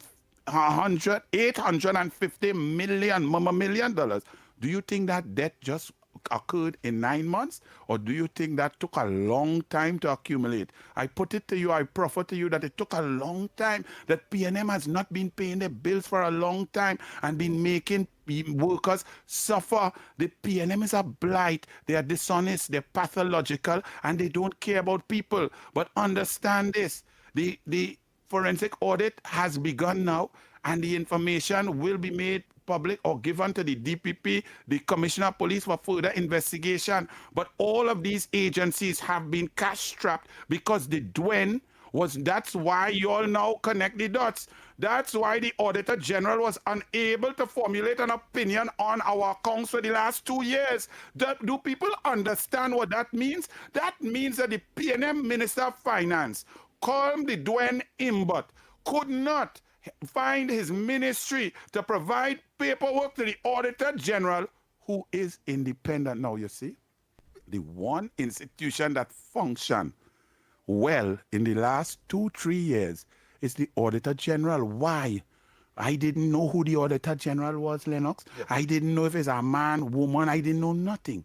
But all I know, when this issue came up 2 years ago, and the Auditor General simply asked the Ministry of Finance under Coleman, but please, where you are saying there's a deficit, there's increased revenue of $3.4 billion, please show me, because I do not see it. They could not provide the documentation. She said, but there's no documentation. And Coleman, but called the woman's cell, brought pressure to bear. Then the Limo, the AG, and so on came in the parliament, the precincts, and attacked the woman. That when I know the woman's name is Jaiwanti Ramdas, me I know what she looked like or where she was. But that's what occurs when an institution works properly. She could not be influenced by the PNM. She would not be bullied by Imbot. She would not shirk her professional standards, her morals, and her ethics. She did her job professionally, and the Privy Council had to ask Imbot, but you create a kangaroo court, you create an investigation team, you pay the investigation team, you give them scope of works, who to investigate. How come you didn't investigate yourself? Because you is the man in charge, you understand? But the point of it is, that is the most critical thing. Never in the history of the Republic of Trinidad and Tobago, any government, whether PNM 56 to 86, NAR 86 to 91, UNC 91 to 90, PNM 91 to 95, UNC 95 to 2001, PNM 1818 2001 to 2002, PNM 2002 to 2010, People Partnership 2010 to 2015. all of those governments, there was never one year that the Auditor General was unable to formulate an opinion. And in the last 2 years of Rowley, Smallpin, Imbert, and all of them, the Macomb Man crew, they could not formulate an opinion because there was no paperwork for your money. That's the issue. So we are now inside getting the real truth, because we would have had a better understanding if there was an Auditor General report with an Auditor General opinion pointing us in the direction and having all the numbers. But when you get down deeper, you are seeing holes. You are seeing that Foster Cummins company with the family in it was being paid $250,000 to cut grass in Couva. How much grass it have in Couva? No, all this study, bossman. You mean part of the grass? But no, how much? All the grass. Not by Roystonia, but how much grass? No, think about it. We just call these numbers, and we don't stop to think. It's ridiculous. It does not compute. I just pay $600 every 2 or 3 weeks when it's raining and thing to cut by me, and it's about 10,000 square foot minus, so about 6,000 square. Let me say $100 for 1,000 square foot. So you telling me them cutting 2.5 million square foot of grass, them cutting? That bigger than the whole of Couva? What are you telling me? No, man, the PNM is the most corrupt old thief party in the history of the Caribbean. Nice! I like how you talk. Wait. The people in their maxis. Just now, one more Lennox. But the minister has agreed to remain. Right, well, I'm asking one more game because it's exactly on the spot.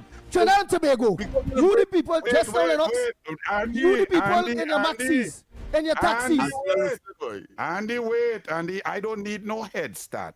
If you're going and take a little break, take the break, and then when you come back, ask me the question. I don't need no advanced question. I don't need no assistance, because me is so bright. You understand? Well, all right. Well, here is my big question before we take that break. The big question to Senator Arnold Roberts for the people of Trinidad.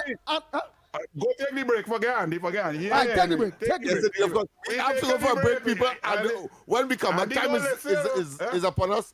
When we go for the break, and when we come back, more. They are the echoes of who we are, passed down in voices, in silence, and in memory. From the heart of the Caribbean, where history, mystery, and magic meet, this is Echoes of Our Folklore. Echoes of Our Folklore. Your weekly journey into the legends, stories, and whispers of our islands. Brought to you by Talk City 91.1 FM.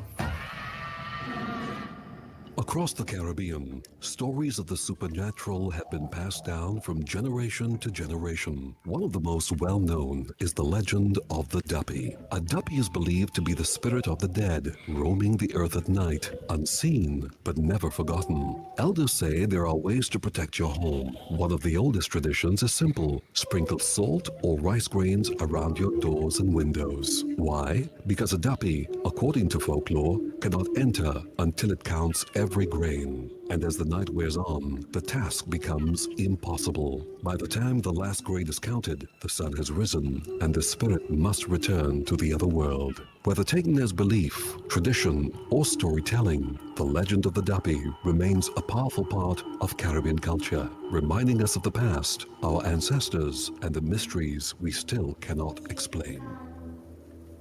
Another tale from our islands, reminding us that the past, the spirits, and the stories of our ancestors are never far away. You've been listening to Echoes of Our Folklore. Echoes of Our Folklore. Only on Talk City 91.1 FM.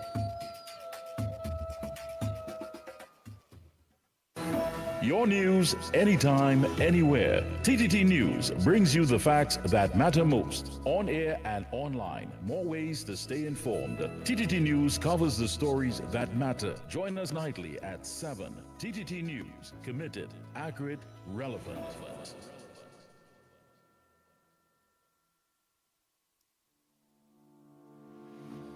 If you are a migrant currently living in Trinidad and Tobago without legal immigration status, this message is for you. The government of Trinidad and Tobago has introduced a special registration process for migrants who have overstayed or entered the country illegally. The online registration process will begin from Monday 26th of January and end on Wednesday 25th of February 2026. All applicants are first required to register through the official portal at migrantregistration.gov.tt. That's migrantregistration.gov.tt. After completing the online registration, there will be a mandatory in-person processing and verification which begins at the end of February 2026. The start date for that phase will be announced through official government channels. The in-person registration will take place at the Hazley Crawford Stadium, Port of Spain, the Atto Bolden Stadium in Balmain, Couva, and the Larry Gomes Stadium in Malabar, Arima, as well as the Dwight York Stadium, Bacalet, Scarborough, Tobago. Applicants will undergo a comprehensive verification process, which will include vetting by the Trinidad and Tobago Police Service involving fingerprinting and background checks. You will also be required to undergo basic medical screening. Upon completion of the registration process, successful applicants will be required to pay $700 for the migrant registration card. The ministry reminds undocumented migrants your participation in this exercise is essential, as failure to register during this window will result in deportation. This special registration process for migrants is your opportunity to be documented, protected, and allowed to work legally in Trinidad and Tobago for a defined period. For additional instructions, along with online application and required forms, visit the official portal at migrantregistration.gov.tt. That's migrantregistration.gov.tt. This message brought to you by the Ministry of Homeland Security and the Information Division, Office of the Prime Minister.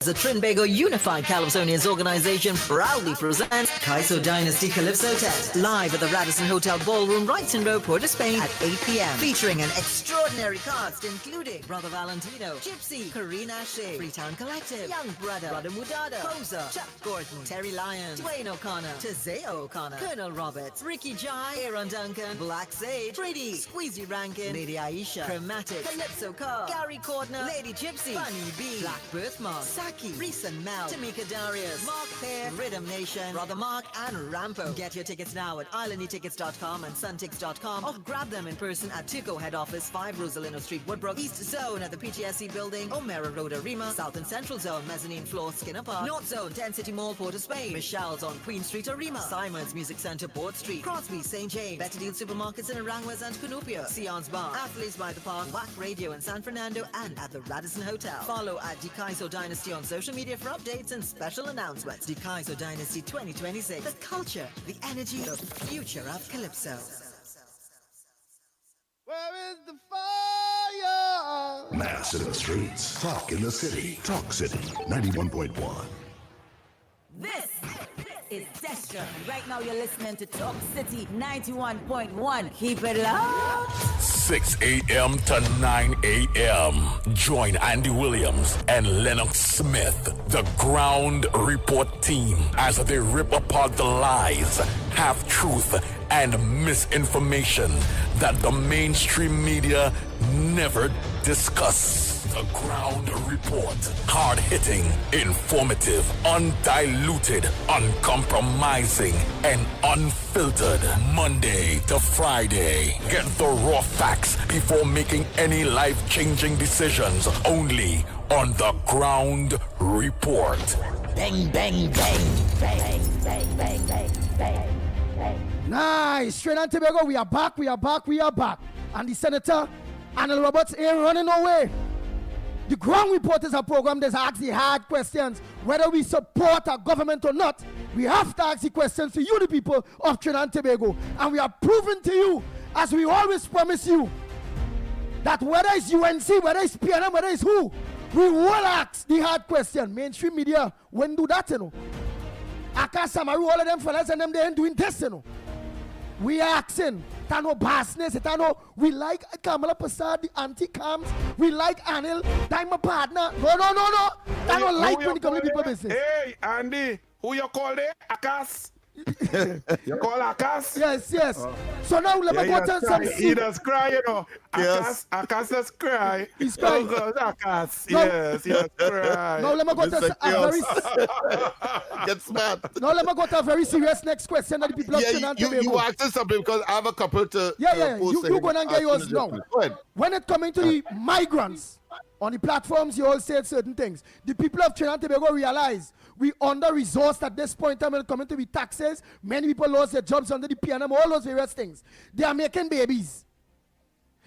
We are spending on medication, all this kind of thing on them. We see only open something. Your government open something, well, all of us.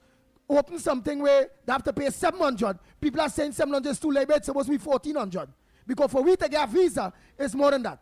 And then people want to know if it's just 700 or if you all going to make sure they're paying NIS, health charge, and all the rest of things that we citizens are paying.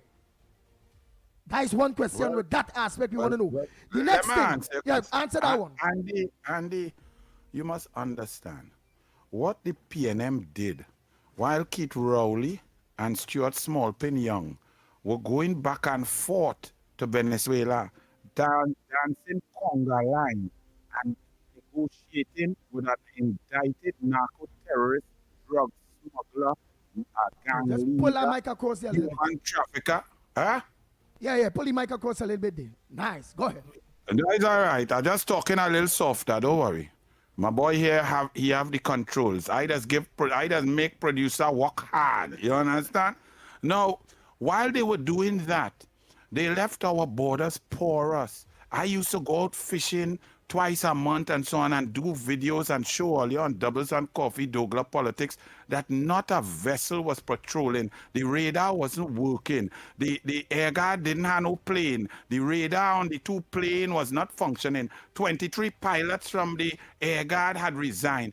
PNM was not giving the Coast Guard diesel, but the PNM Chief of Defense Staff came and said he was patrolling 1,000 hours in a week. I didn't know 1,000 a week could have 1,000 hours. That's how white the PNM is. So the borders were porous. And during that COVID time and before, because of the decimation of the economy by Maduro, because of the corruption of Maduro, because the situation of living in Venezuela became so drastic, there was over 60% of the population living below the misery line, which is a line drawn lower than the poverty line.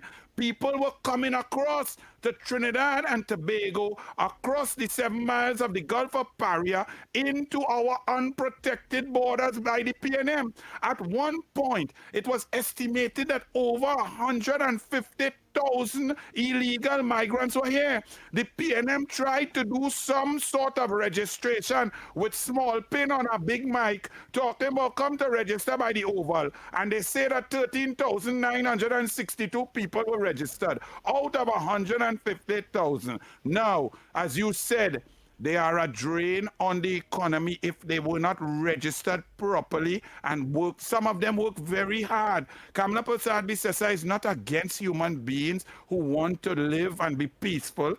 She wants to keep the people safe. So there are also many who came across who are gang members of Tren de Agua. We started to see things about man head getting chopped off, man digging up body and burning it and things. That is not a Trini gang. Trini gang have their ways. There was a different breed of animal that started to take over the criminal networks in Trinidad and Tobago. So Kamala Prasad Bissessa, one, has to get rid of the criminals who came across from Venezuela, because Maduro let open his jails and let them out. She needs to know. We need to find them. But those who are here to work hard, to help build the economy, to make a safe life, but they must register pay the registration fee, and when they register, if they have a job, they will pay the NIS, their taxes, and so on, so that they could assimilate into the country. Now, with the situation in Venezuela going to improve also,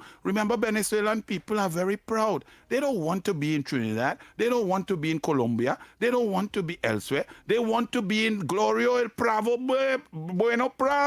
Pueblo, El Bravo Pueblo. But if the economy is decimated, they have to live, they have to survive.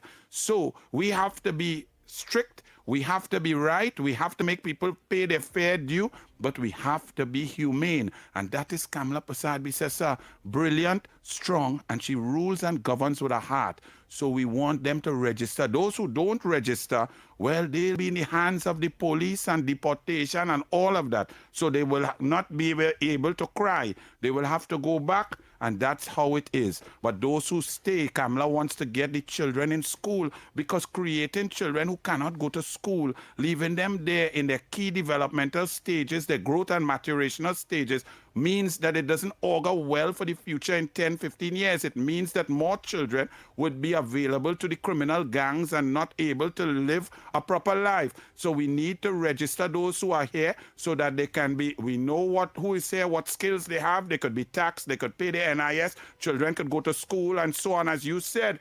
But the PNM left it so unmanaged and mismanaged and totally irresponsible that our country was reeling, not only with increased crime and murder and criminal gangs and drugs and guns, but with just illegality, wildness. And we need to get some order back from the smallest laws. Earlier was vexed, earlier she increased fines and so on.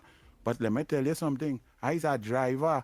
I driving a long time, and the roads for the last month or so, it's more peaceful to drive on the roads. You still have a few clunks, but it is much more orderly. It is much more courteous.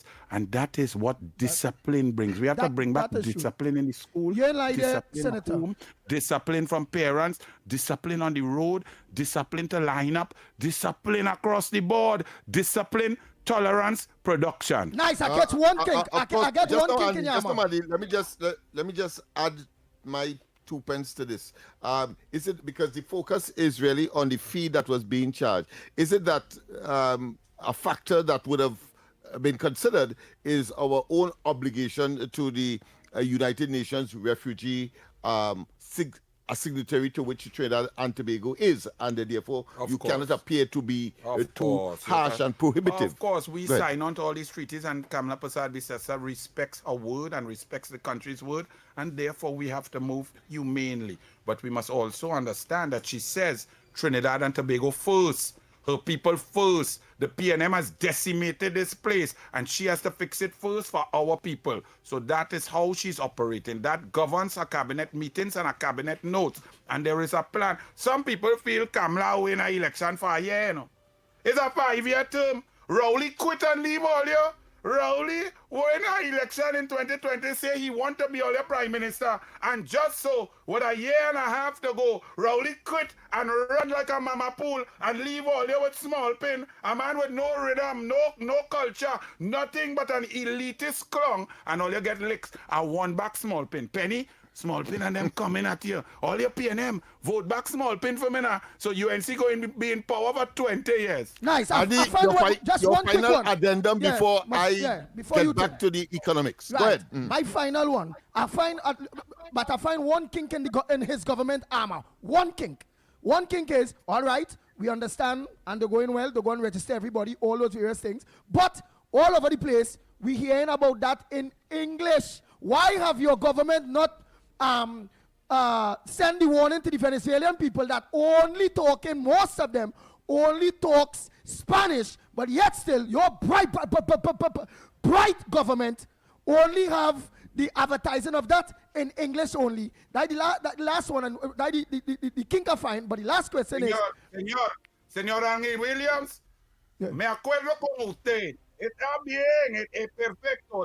La idioma que tú dices es lo mejor en el mundo. Necesitamos mensaje en español porque toda la gente de Venezuela habla español. So, lo siento, mi amigo. Voy a llamar después de este programa el ministro y dice a él que todos los mensajes necesitan en inglés y español. Lo siento. Oh, Jesus Christ, boy. Oh, God, only. I call it. Well, all right, I want more. I want quick one. One quick one. The it's about a fella that's calling him the boss man. He's calling for the head of Eli Zachary, the boss man. He's saying since you all come in power, you all stop sending San Fernando buses on a morning to go to Port of Spain. He catching the tail, everybody catching the tail, and all the buses only going before just Shogunas, only Shogunas getting all the bus, and all the UNC areas getting the bus. But all they not send, and all they sending the buses UE, and not studying it up people in San Fernando. Don't waste too much time. I just think quick and answer quick. Well, bossman, me I know what you're talking about, but first and foremost, the whole country is UNC. So if we sending bus to UNC areas, that means the bus going everywhere. Secondly, let him message me 790-8254 and give me a little WhatsApp saying, bossman, we ain't know what's going on since June 2025, buses not going to here, there, and everywhere. It used to go from 8:10, 9:30, 10:25, 20. Now we have no bus. And I will forward that to the Honorable Minister, and he will respond to the Douglas. That's how it works. And we will improve. don't forget, is the same man who said that only the Gandhi statue in San Fernando is cleaned, and not the and suggesting of what the Marcus Garvey one. Andy, it's better call him in a mind saying that Rowley and them they say this to the floor for Rowley and Smallfit right there in St. Dan's Hospital. You make me give my number to madman. Anyway, I know how to block Lennox, you go ahead now. Lennox, I will go lie. Message me, eh? Lennox, you want to go ahead now, partner. You see, Senator Roberts. Here we went with. The man telling people in Spanish. Senator Roberts talks Spanish. Hold on, I want to say to Talk City 91.1 FM that when the doubles in my belly, I just get coffee here too.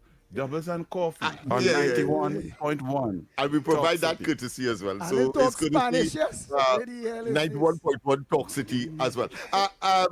You mentioned earlier the situation with the claim by the present opposition that the present government is not doing too well economically and well, not doing good at all, matter of fact. And we're asking, of course, especially after the reading of the budget, where the money is coming from. But of course, one has to recall that in 2015, they, as government, met over some $12 billion US. And by the time the present administration came into office on the 28th of April last year, there was about 5 billion US. A depletion of just over 75%. Lennox, go ahead. The PNM, yes, who ravaged, raped, and damaged the Treasury for 9.5 years, saying that the United National Congress under Kamala Persad-Bissessar is not doing well with the economy. It's like an abusive husband coughing the wife in the teeth and then telling she why she don't smile. Let Penny and the PNM please go in your bed and hush your mouth, because understand that what they did, what we are now finding out, the mismanagement, the corruption, the expenditure without value for money, the borrowing unfettered, taking our debt to GDP ratio up to 97%. And then on top of that, before COVID, shrinking the economy, the general GDP of Trinidad and Tobago under Kamala Persad-Bissessar in 2014-2015 was up at $185 billion. By 2019, due to the bad policies of the PNM, the poor negotiation, the shutting down of a refinery, the economy shrunk by $30 billion. Then came COVID and it shrunk more. The PNM then said in 2023-24, the economy grew by 1.6% and 1.2%. So if it grew by 3%, but you shrunk it by 20%, it's still 17% smaller than under Kamala. You see these small pin and small brain people, they cannot run a country. And so the PNM needs to hush. Yeah. The economy is decimated. When Kamala left in 2015 September, reserves at the bank in US was 12.25 billion US. 14 months of import cover. When she came back in May 2025, that import cover was down to 8 months. The reserves were down to under 5.8 billion. The foreign exchange crisis was exacerbated when Kamala left in 2015 September. The Heritage and Stabilization Fund was 6.7 billion US. Do you know that in 2025, it had just come back up to the exact same thing? Now, one must understand the opportunity cost for the 9.5 years. If the PNM had run the economy properly, our Heritage and Stabilization Fund, the savings, should have been at least 18 billion US, but it was just the same as when Kamala left it because the PNM is incompetent. Colmimbat is the most dotish human being to ever sit as a Minister of Finance, and he's arrogant. Understand that he took away everything from the people. The PNM's policy about wean yourself off your own money, that's insane. Imagine you voting for people who saying the money that you pay, I am going to use it for myself and my ministers and the rich to get richer, and I'm going to take it away from you. That's what Rowley said. Rowley said the government cannot provide health care and roads and all of this. You have to wean yourself of the government. You know PNM people still vote for that? The man tell them he's going to take the laptop. They say, yeah, take my child laptop. What is wrong with all your PNM people? It's suicidal. Of course, they argued against deficit budgeting. Your comments, I don't want to go further. Deficit budgeting is a normal economic reality. Now, on the situation that we are in after 9.5 years of total incompetence, we have to go and extend the deficit budgeting because you will need, as we talked about earlier, to inject money into the economy, to start this engine room going, to get contracts to small and micro businesses, small contractors. Kamala Prasad Bisesa in 2010 to 2015 would instruct all the major works and infrastructure, housing and so on, that contracts must be shared out. The PNM come in and only the same big boys getting contract. I seen big boys with big company fixing little pothole in the road and so on. Why small contractors who hire 5-10 people can't get that and build themselves? Kamala Prasad Bisesa is about spreading the wealth, living up to the Constitution. In the preamble to the Constitution, it says the resources of the country must be utilized for everybody. Everybody must have a chance to take part. The PNM, only if you're in Balize House and you know somebody, you getting through. Those days are done. Whether it is in school, they take away scholarship. Why? Because to get a bursary, you have to go and lick some K-packs of some PNM person. Yes, give me, not give me. Work hard, get what you deserve. I was talking to a former national swimmer who went to Olympics in 1984. I ain't going to call his name. And while we discussing, he said, Anil, you know, I have to be beholden to the PNM. I said, why, boy? He said, you know, back in them days, they helped me go to university. I said, they help you? Well, they give me a grant, a scholarship to assist. I said, let me ask you something. And he said when he finished, he got a job at a ministry. Right. I said, let me ask you something, my brother. When you qualify for the Olympics, were you training 10 sessions per week, 5 hours per day? Were you pushing yourself to the point of tears and pain? Were you working hard to represent your country? Did you put on the red, white, and black and go to CAC Games 1982 and win gold? Did you go to Pan Am Games and make the final? Did you qualify and torture yourself to represent Trinidad and Tobago? He said, yes. I said, well, you deserve that. Them and do you no favor, boss. You know, he watched me. He said, but you know, you talk the truth. Eventually, he had to face reality. The PNM feel anytime you get something or something, you owe them. You don't owe them. The PNM, they say, but Anil, you bright boy, like PNM education. They not paying them education. That is their duty that you have to go to school. I have to go and use what I have to use to be bright. Yeah, quickly, right? we have to go for the news, but quickly, the massive unveiling of the redevelopment plan for Trinidad and Tobago. Lord. Massive, I mean, it is just It is a mind-boggling. dream, it's mind-boggling. And if Jolene John could pull off 10% of that moving forward, Trinidad and Tobago will be on the right track. But the creative, the thought, the process, and people talking about if it was Manning plan, and so if Patrick Manning had a plan that was beautiful, God bless Patrick Manning. I don't know how such a beautiful, brilliant man could make a son looking like Brian, but that's our next topic for And what it means for employment opportunities, quickly. What it means for employment. But of course, diversification, employment, the refinery bringing back, Exxon coming, increasing, hopefully bringing back steel, getting diversification, Tobago, tourism, foreign direct investment. But we must make our country safe first, because investors are looking on and they don't want to see murder in the street. They don't want to see blood flowing in the street. They want to see peace. They want to see stability. And that's what Kamala Prasad Bisesa is about. All right. I'll be excited a bit to ask you to stay on, but of course. But thank you very much, of course. Thank you very much for gracing us with your presence. Of course, we had in studio, of course, I should say now, and we are wrapping up now because we have to go for the news. Of course, it was Senator Anil Roberts, of course, who discussed very frankly all of the information that all of you would have missed. This comes as though is a review of the entire government after and post 100 and something. You have to come back. You have to come back next month. I have 3 questions I ain't gonna ask.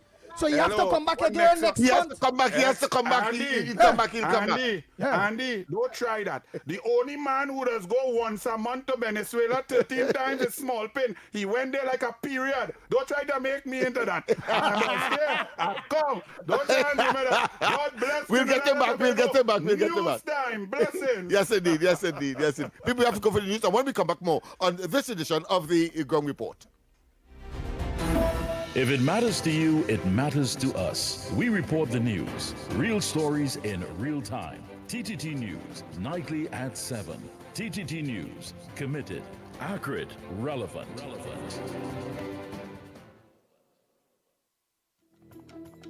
Good morning. This is your TTT News update at 8. I'm Carrie Roberts, making the news at this time. The Ministry of Rural Development and Local Government continues to strengthen its efforts to serve communities nationwide. Minister Khadija Amin revealed more about a new initiative in Trinidad and Tobago aimed at directly employing workers for the maintenance of public spaces. Cabinet agreed that we will draw down on that money because this project creates employment. It adds to the capacity of the regional corporations to maintain public spaces, which may have been done by other entities before. Corporations have a legal responsibility when it comes to public spaces and public facilities like recreation grounds and so on. The minister said that in preparation for the upcoming carnival season, she has been working closely with the country's regional corporations and other stakeholders. These efforts are aimed at keeping carnival venues clean, as well as maintaining beaches and other popular sites frequented by those not participating in the festivities. Met with every single corporation. We went through their plan. In fact, some of them, when they asked for certain resources based on my knowledge of the type of activities they had, we increased the number of employees that they requested to accommodate, for instance, the camping that they didn't take into consideration or other activities they were not aware of. So I met with every single corporation and we put those things in place, and their workers have now been assigned to the corporation for them to administrate and manage. The minister said that they are working to ensure that the program continues to be results-driven, focusing on providing decent wages and ensuring tangible, measurable work. Minister in the Ministry of Housing, Senator Anil Roberts, has expressed strong displeasure over the Senate's failure to support the Zones of Special Operations bill. Speaking as a guest on The Ground Report on Talk City 91.1 FM on Tuesday morning, Senator Roberts criticized the outcome of the debate, placing particular blame on the independent senators who voted against the proposed legislation. The minister noted that 8 of the 9 independent senators opposed the bill, which required a 3/5 majority in the Senate in order to be passed, ultimately resulting in its defeat. In other news, the International Blue Carbon and Wetlands Conference 2026, held in Port of Spain on Monday, brought together global experts, policymakers, and environmental activists to advance action on protecting wetlands and regional ecosystems. Coastal wetlands, mangroves, seagrasses, tidal marshes, commonly known as blue carbon ecosystems, are among the planet's most powerful carbon sinks, storing carbon 10 times more efficiently than terrestrial forests. These healthy wetlands are not just an environmental asset, but are essential in economic and climate resilience, underpinning global livelihoods, protection from storms, surges, and coastal erosion.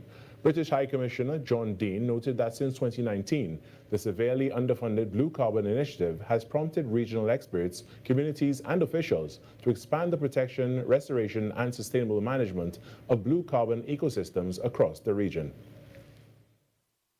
SDG 14 is one of the least funded of the UN SDGs, with the latest estimates suggesting we need around $150 billion more annually going towards this target to ensure we can protect ocean environments and support coastal communities globally.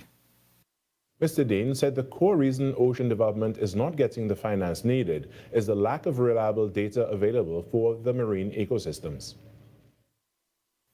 Through monitoring, reporting and verification, or MRV systems, like the ones being developed through the Blue Carbon Fund by our partners at the University of West Indies, we will be able to do just that.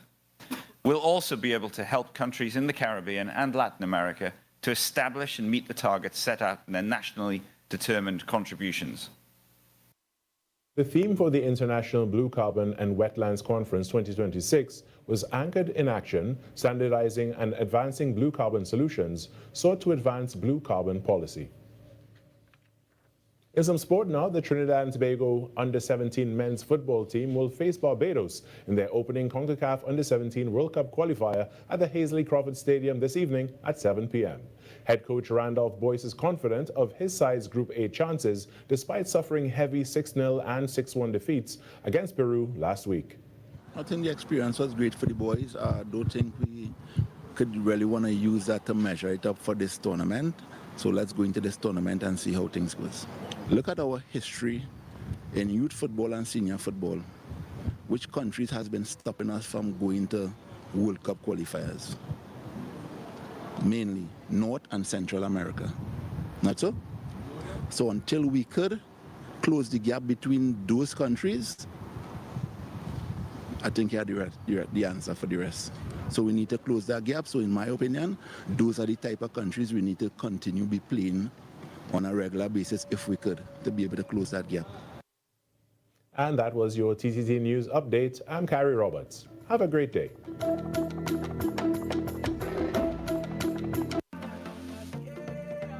Carnival Stories. Carnival Stories. History in motion. From Canboulay to Carnival. Before the feathers, before the trucks, before the glitter and the global stage, there was Canboulay. In the 1800s, newly freed Africans took to the streets at night, reenacting the burning of sugarcane fields, symbols of bondage and survival. They sang, they drummed, they danced in defiance. Authorities tried to ban it, clashes followed, but the people returned year after year, turning protest into performance. From those nights came the soul of Carnival, music from struggle, mass from memory, celebration born out of resistance. Today, when we cross the stage, we are not just playing mass, we are walking in history. Carnival Stories. Carnival Stories. Where culture meets the road. Carnival Stories on Talk City 91.1 FM.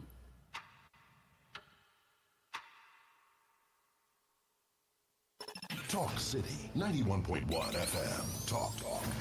Cabinet has approved the establishment of the regulatory framework for the registration and management of classic, antique, and vintage vehicles in Trinidad and Tobago. Music. Better days are coming. Better days are coming.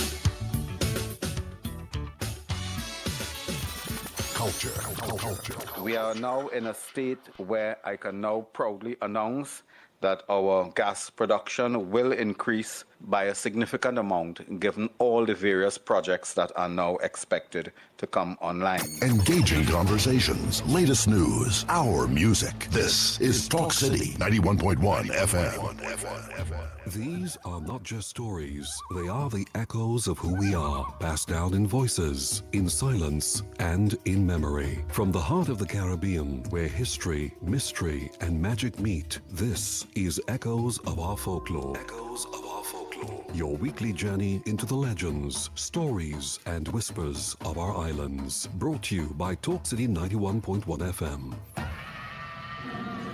You may wonder, how can a tree become a legend? But for centuries, one towering giant has stood not just as part of the landscape, but as part of the lore. They call it the silk cotton tree, also known as the ceiba, the kapok, the jumbi tree. Its massive roots grip the earth, its branches stretch high into the sky, and its shadow carries stories older than memory. Long before the modern world, the first peoples of Trinidad, the Amerindians, believed this tree was a dwelling place for spirits. They didn't worship it, but they revered it. Later, when Africans were brought to the island, they too learned to respect the silk cotton, so deeply in fact that many refused to cut it down for timber. That fear still lives today. Engineers, planners, workers, even with blueprints in hand, have been known to walk away rather than disturb a silk cotton tree. Better to reroute a road than to awaken what lies within. For the old stories warn, inside the trunk, inside the roots, dwell spirits not meant to be disturbed. And if you dare to cut it, if you strike the silk cotton, if you chop away even a single piece, the lore says you will be struck dead. Immediately. No second chances, no mercy, just silence. So when you pass one on a lonely road, when its massive branches loom above you in the moonlight, remember, in the Caribbean, some trees are not just trees. They are guardians, they are warnings, they are alive with stories we were never meant to forget. Another tale from our islands, reminding us that the past, the spirits, and the stories of our ancestors are never far away. You've been listening to Echoes of Our Folklore. Echoes of Our Folklore. Only on Talk City 91.1 FM.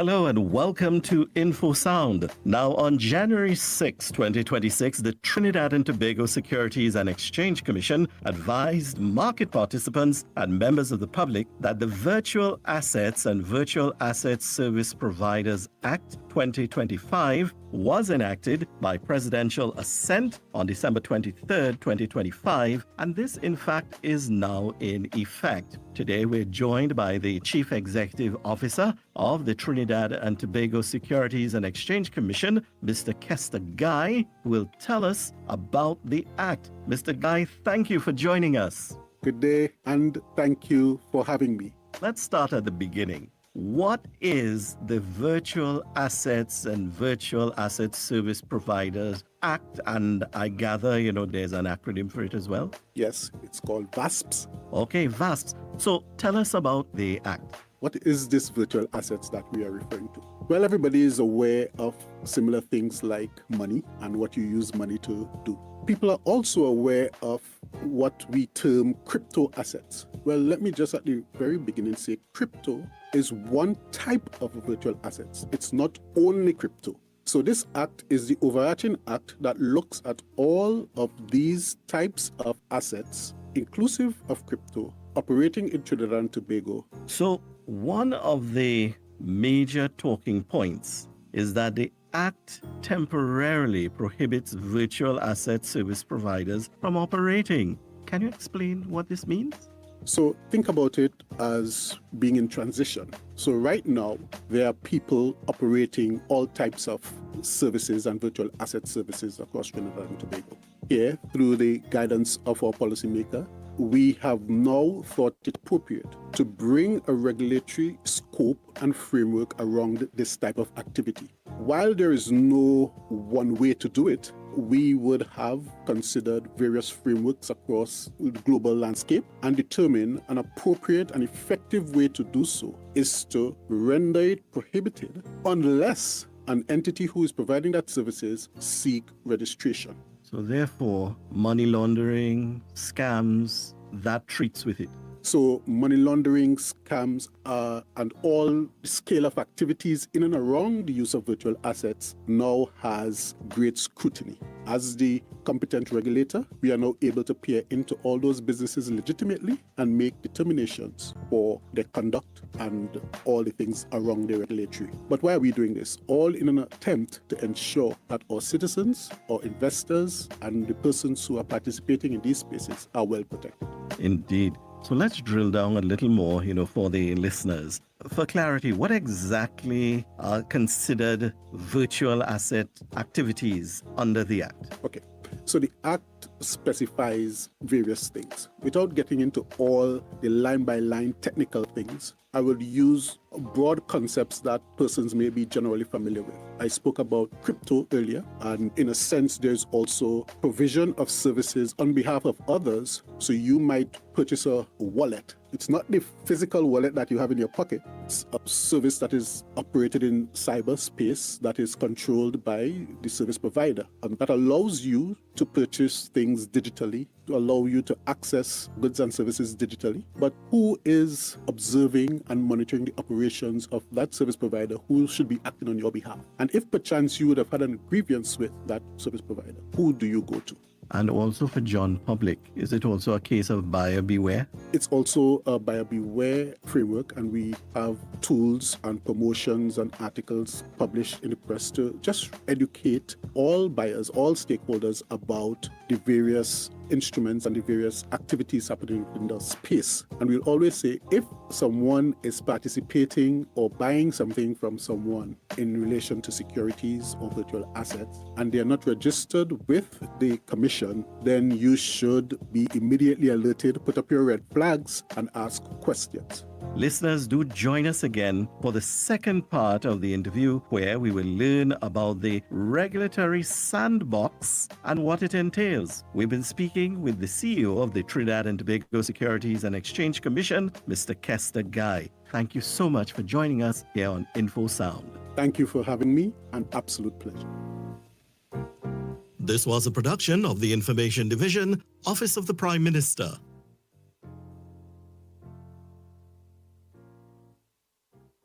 From the road to the radio. Talk City 91.1. 91.1. Any views or opinions expressed on the Ground Report are solely those of the hosts and callers and do not represent the views, policies, or official position of Talk City 91.1, its management, or affiliates. This is Destra, and right now you're listening to Talk City 91.1. Keep it locked. 6 a.m. to 9 a.m. Join Andy Williams and Lennox Smith, the Ground Report team, as they rip apart the lies, half-truth, and misinformation that the mainstream media never discuss. The Ground Report.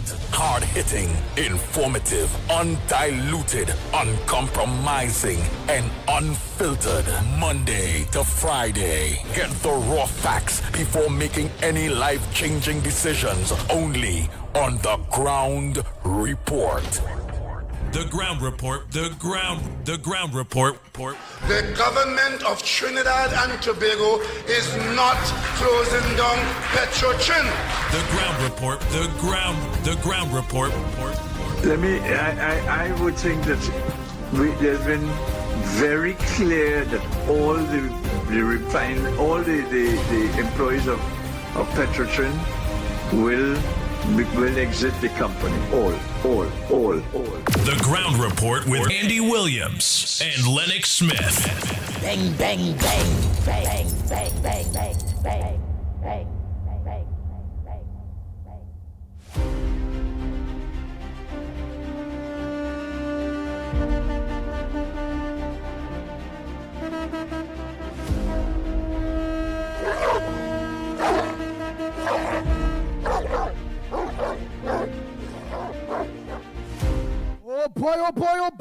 Oh boy. We are back. Time check. Yeah, it's at 17 minutes past the hour of 8 o'clock. And you're listening to the Ground Report on Talk City 91.1 FM. And you're also viewing us on social media, many different platforms. at Talk City 91.1 FM on Facebook, on YouTube, on Twitter. You can also get us on Real Media TT on Facebook, on YouTube. Yes, The Ground Report on YouTube, Corridor Transformation on YouTube. 648 Television, that's where Irvin is right for all of you. Thanks so much. On YouTube, you can get The Ground Report all over.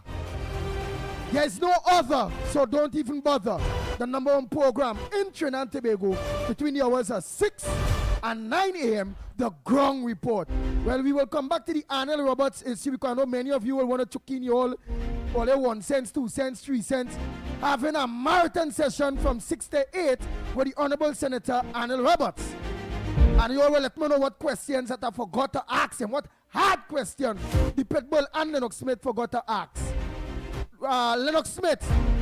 Yes, indeed. Yes, indeed. We are indeed ubiquitous, having regard to the technology and the reach thereof. So, of course, we are universal, yes. Of course, but in studio, and I want to say that well done, Arnold Roberts. I think somebody was saying, in fact, our guest in studio now, Dr.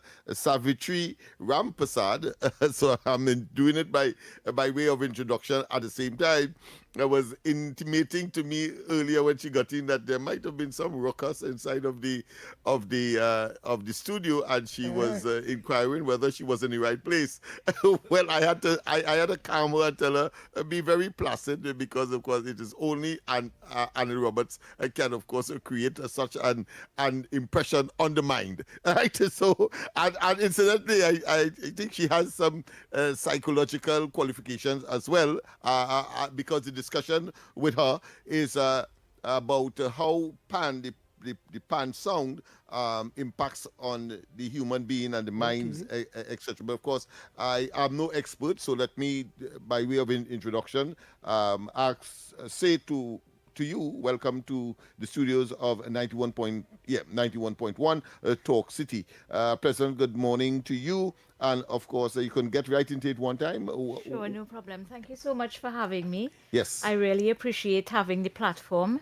So what I wanted to talk about, I did a lot of study, research on the sound of the pan and the way in which the sound was going through an evolution from the first 4-note pan until we came to the final instrument that we tend to use today. I'm talking about the standard instrument, not about innovations particularly. Okay. And I had my own hypothesis that the changing of the sound was affecting people's mind here in Trinidad and naturally throughout the world.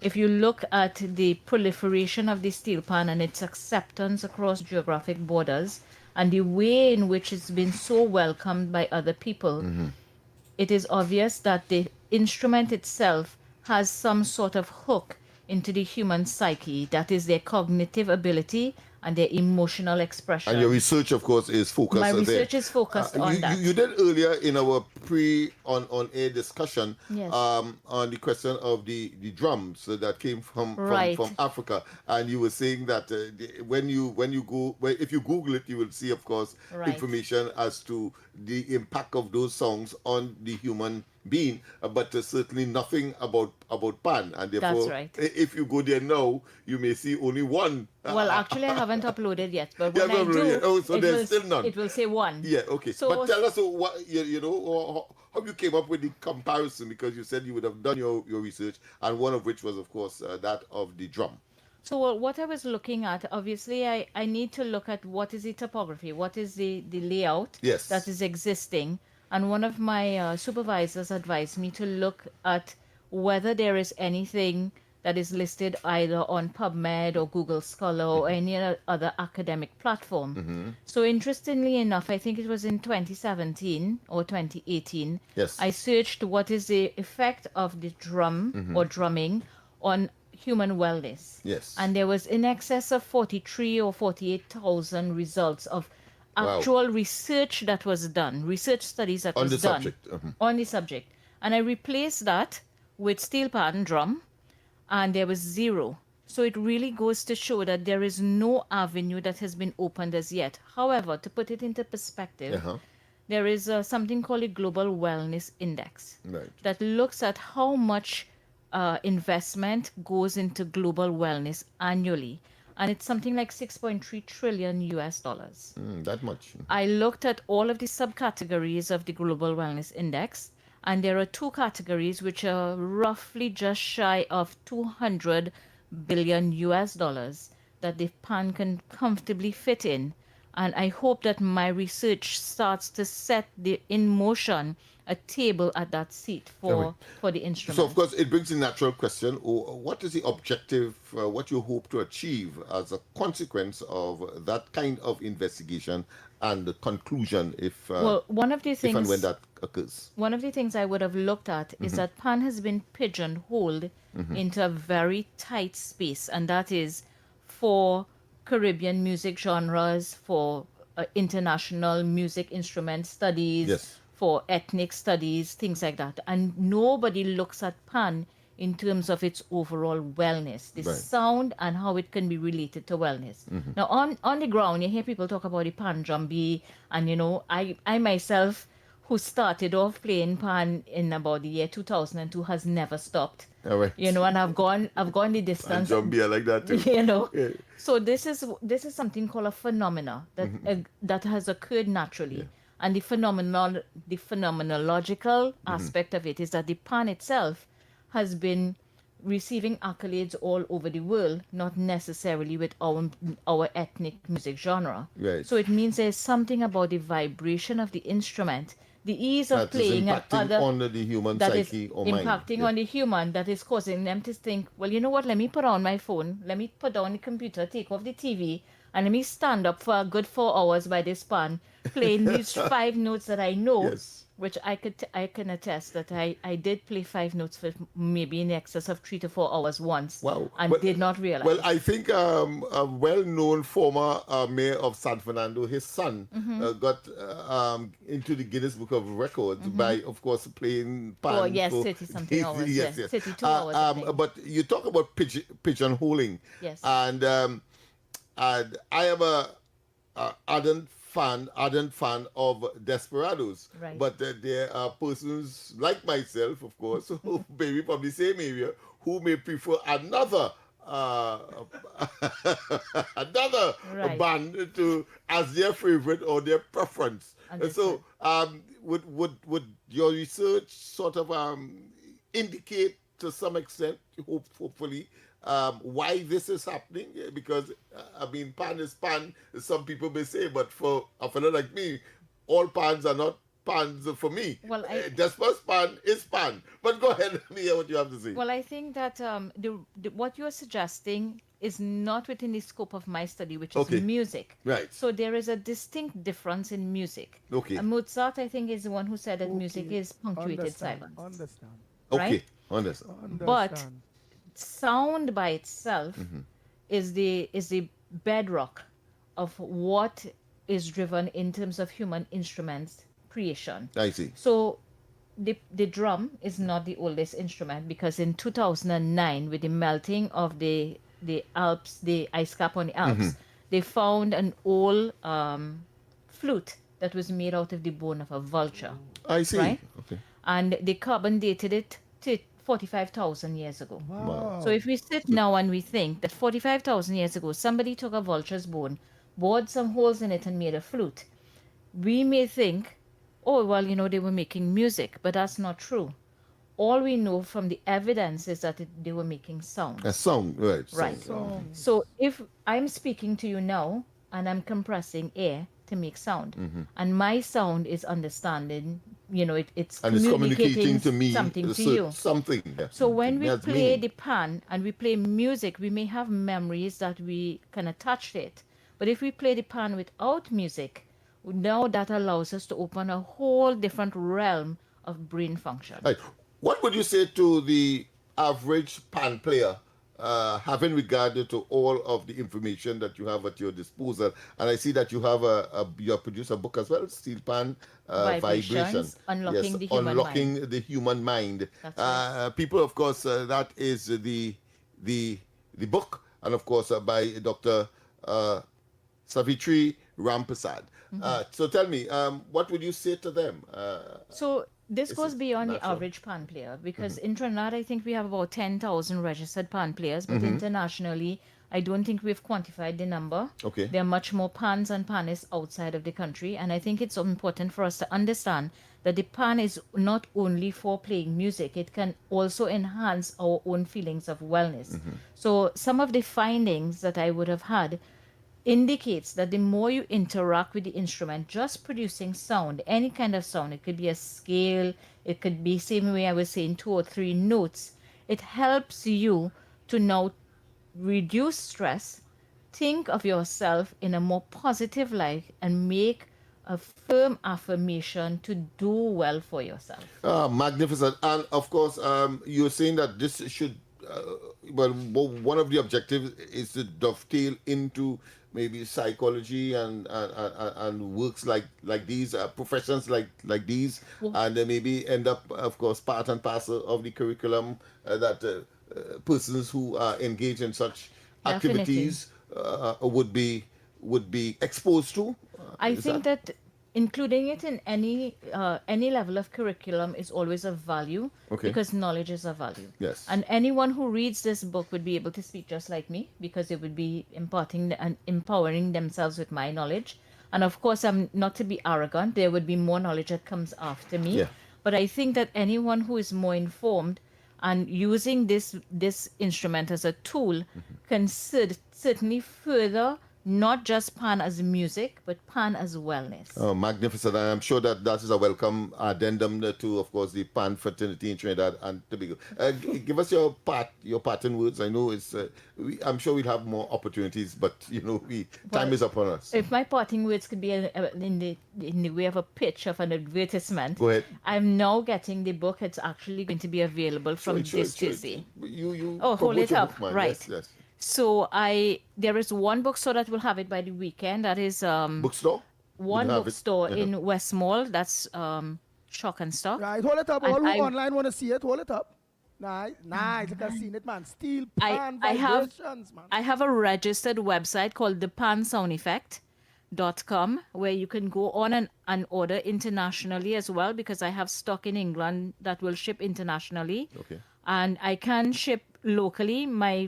I will be in the finals of Pan in the tunnel of the grandstand. Okay. And this Saturday I will be in C3 with a booth, so that you can probably get it directly from me and I can sign it. So I'm now doing it's like a soft introduction, because I now got it and Carnival is on us. Yes, of course. Well, that was Dr.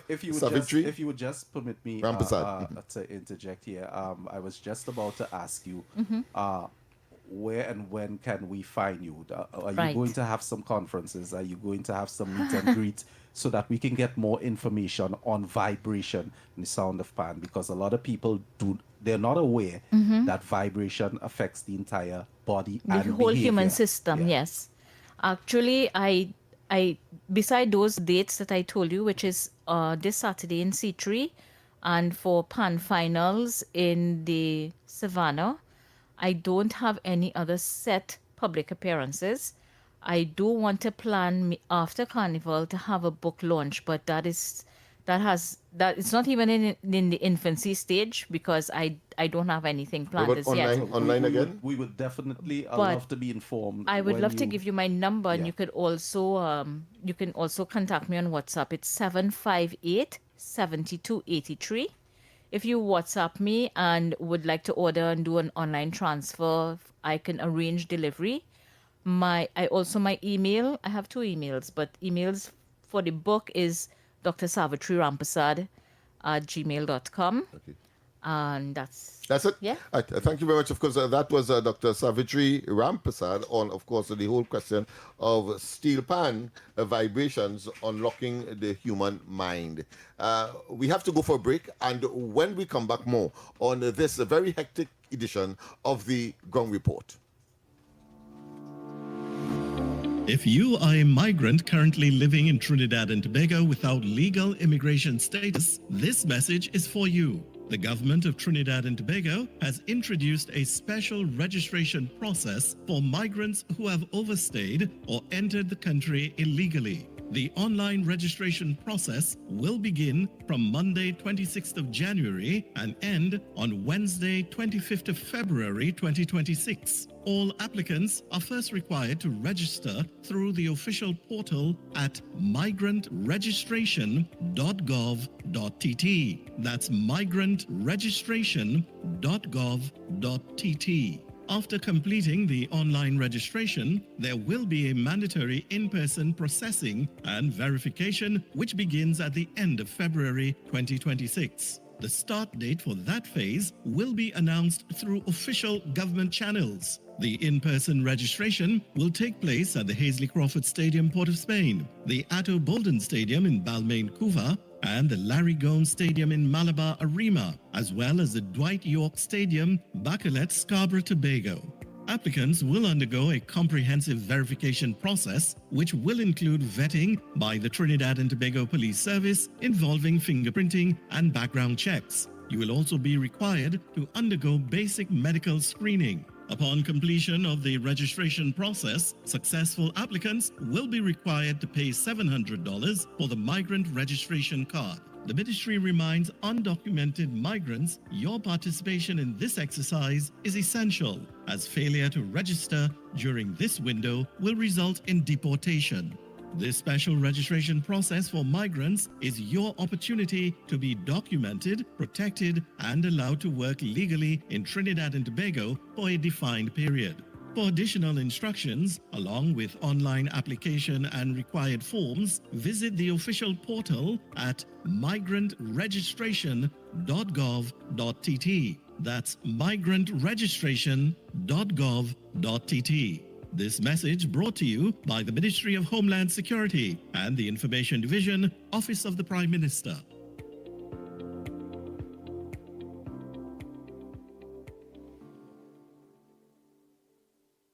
Your news anytime, anywhere. Join us nightly at 7. TTT News. Committed, accurate, relevant. Talk City 91.1. Thought-provoking conversations, bold perspectives, voices you trust. Listen on 91.1 FM and connect on Facebook, YouTube, and TikTok. New shows, new features, big giveaways. Talk City 91.1. Your city, your voice.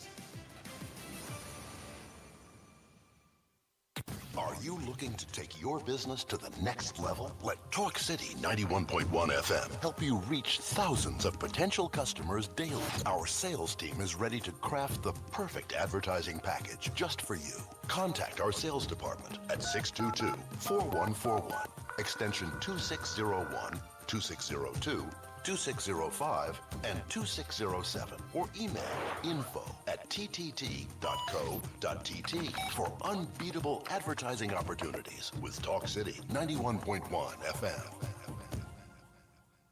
Mass in the streets, talk in the city. Talk City 91.1. Wake up to the issues that matter most on the Ground Report. Join Andy Williams and Lennox Smith every morning from 6 to 9 a.m. for real talk, real analysis, and real perspectives on the stories shaping our nation. News, current affairs, and voices from the ground, unfiltered and unapologetic. That's the Ground Report. Weekday mornings on Talk City 91.1, where the conversation begins. This is Destra, and right now you're listening to Talk City 91.1. Keep it locked. The Ground Report, the Ground Report. The government of Trinidad and Tobago is not closing down Petrotrin. The Ground Report, the Ground Report. I would think that there's been very clear that all the employees of Petrotrin will exit the company. All.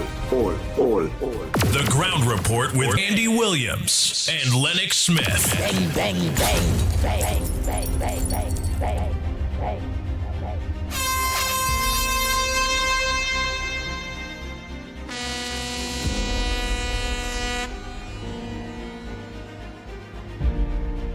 Oh boy, oh boy, oh boy, oh boy, oh boy. We are back. Time check, it's 37 minutes past your hour. It's 6 o'clock. And you're listening and viewing the Ground Report on Talk City. 6 o'clock, boy? Yeah, boy. It's 6 o'clock, you say? 8 o'clock, sorry. 8 o'clock. 37 minutes past your hour, 8 o'clock. By which Alan you 6 Roberts o'clock. impact, the Alan Roberts effect. Yeah, boy. Because of course we have spoken about everything under the sun as it relates, of course, to the government and the socio-economic realities of Trinidad and Tobago. And then, of course, we just brought up the rear, so to speak, with the pan, and I think it's about time for the people. But go ahead, my friend. Nice. You are so right. So the numbers are, the lines are open, Trinidad and Tobago. Many of you that are quarreling, I ain't gonna say, I'll say quarreling online, that want to get in. At this point in time, but it is for a worthy cause, so we will accept full responsibility. Nice. So you all, the lines are open, eh? You can send your voice and make your calls. 622-4911, 622-4911. That's in Talk City Studios. You could also call us right here on Real Media TT and Real Media TT Studios. 225, in fact, 225-6644, 225-6644, or 239-5120, 239-5120. Or give us a WhatsApp call, yes, give us a WhatsApp call at 366-3053, 366-3053. Or send that WhatsApp voice notes. Nice. So, did we ask all the hard questions, Trinidad and Tobago? Then it had some other questions that you find that do your own evaluations. Do your own evaluations. Of course, no interview could really exhaust all the multiple and varying questions that are to be asked. But give us an assessment, your own assessment as to whether or not we did that. Of course, I want to thank profusely Alan Roberts, the senator, for coming here. Before, of course, we started, he was here just about quarter to 6 o'clock, so very early, and then staying officially for an hour, and then, of course, indicating that he's prepared to go to a further hour, which I think speaks volumes as to the work ethics. If he has to be a representation, if he has to be atypical, one would say that we are in a good place as far as government is concerned. Nice. Andy, good morning. Lennox, Mikey, everybody. Andy, last week I went with a friend of mine to drop off her friend and the mother to see about her pension, the life certificate. Andy, it is a shame. This poor lady could hardly walk. I understand she spent an hour and a half waiting to get this people pack up and there with walkers, elderly people. I want to beg my Prime Minister, my Honorable Prime Minister, Kamala Prasad-Bissessar, to see if she could help the elderly. These people work when they were young to put taxes in this. These people work when they was young. This country to build it. And now they're suffering to get a little pension. This life certificate is a lot of crap. It should stop. And let me tell you why. Because the government knows when anybody in the country dies. They know. She said that already, right? She said that. She was going to do it, 2010 to 15, she was going to remove that life certificate for the old age pension people. And now she's there, I want to beg her for help to try and do that for us, please. Thank you very much. Thank you, Andy. God bless you all. Have a good day. Nice. Also, about a Good Morning Ground Report, I want to say thanks for bringing one of the best ministers on your show, Mr. Anil Roberts. Takes a thumbs up. Many people were sending text messages for various questions that I'd like to ask.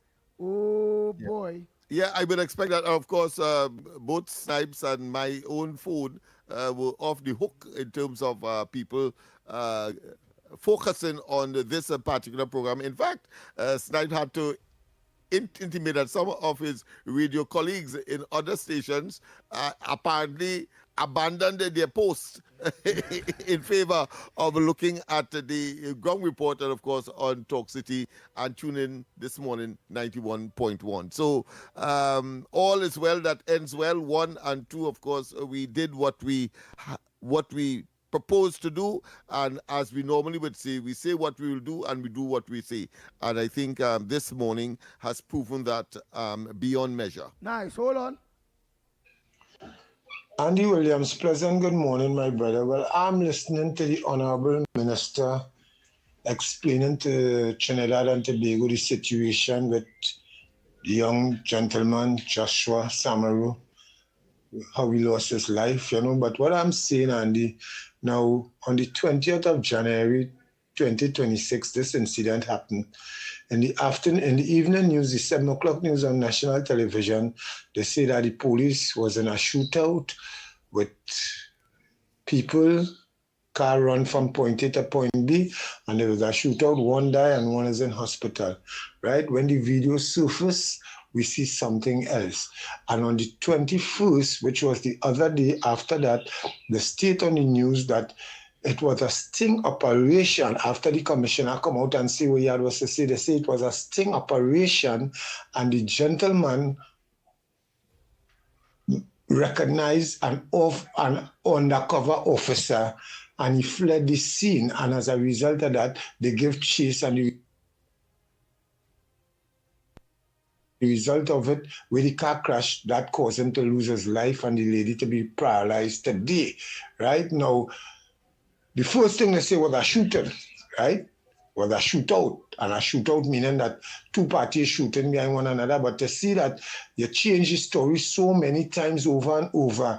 And then when the ending of this whole situation, now you see which part, 3 officers jump out a jeep and start to shoot. The man put up his hand and them just start to shoot from the back of the class. Them just start to shoot. One walk around, the bullet in the galley done, he walk around, so he shoot, he pull out his handgun and he start to shoot too. Nice, and as the godly Senator Arnold Roberts mentioned, let's give the investigation time and let's see before we go in any direction, let's see what the information brings us. So let's continue, continue. And while I hold no brief for him, but he did indicate that whilst you may see that as a fact, you know, let the investigation itself bring out all the information over time, as we have seen with that 8 police officers that were eventually charged for murder by the system through the DPP. Even though, of course, I think it was nearly a decade ago. Nice. So let the investigation only take the course. Let's continue.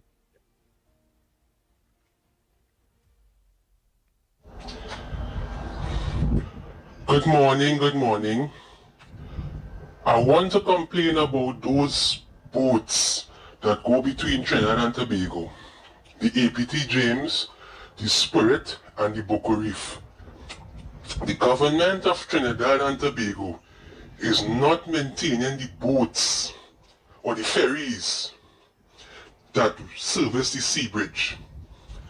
A few weeks ago, the APT James shut down and it went for a complete maintenance.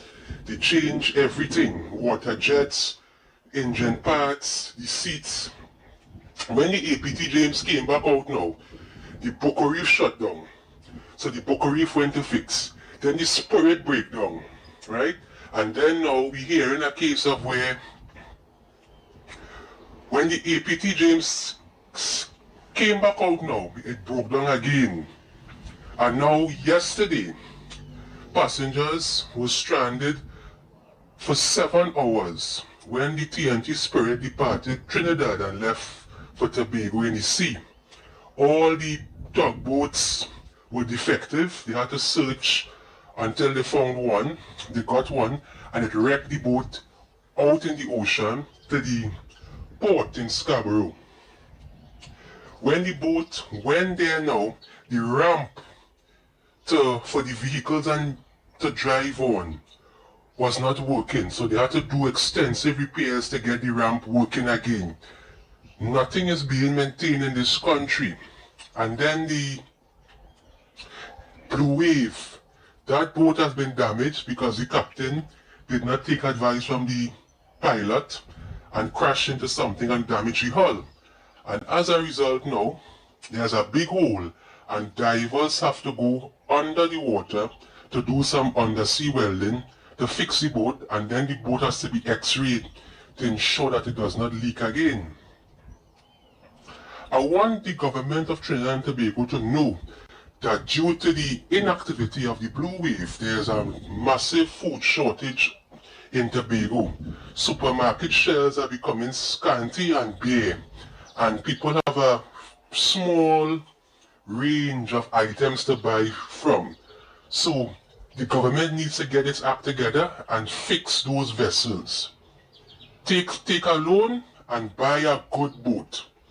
Those 3 ferries that they have, they are old vessels and they are tired and they need to be removed from service, or else they'll keep breaking down over and over again.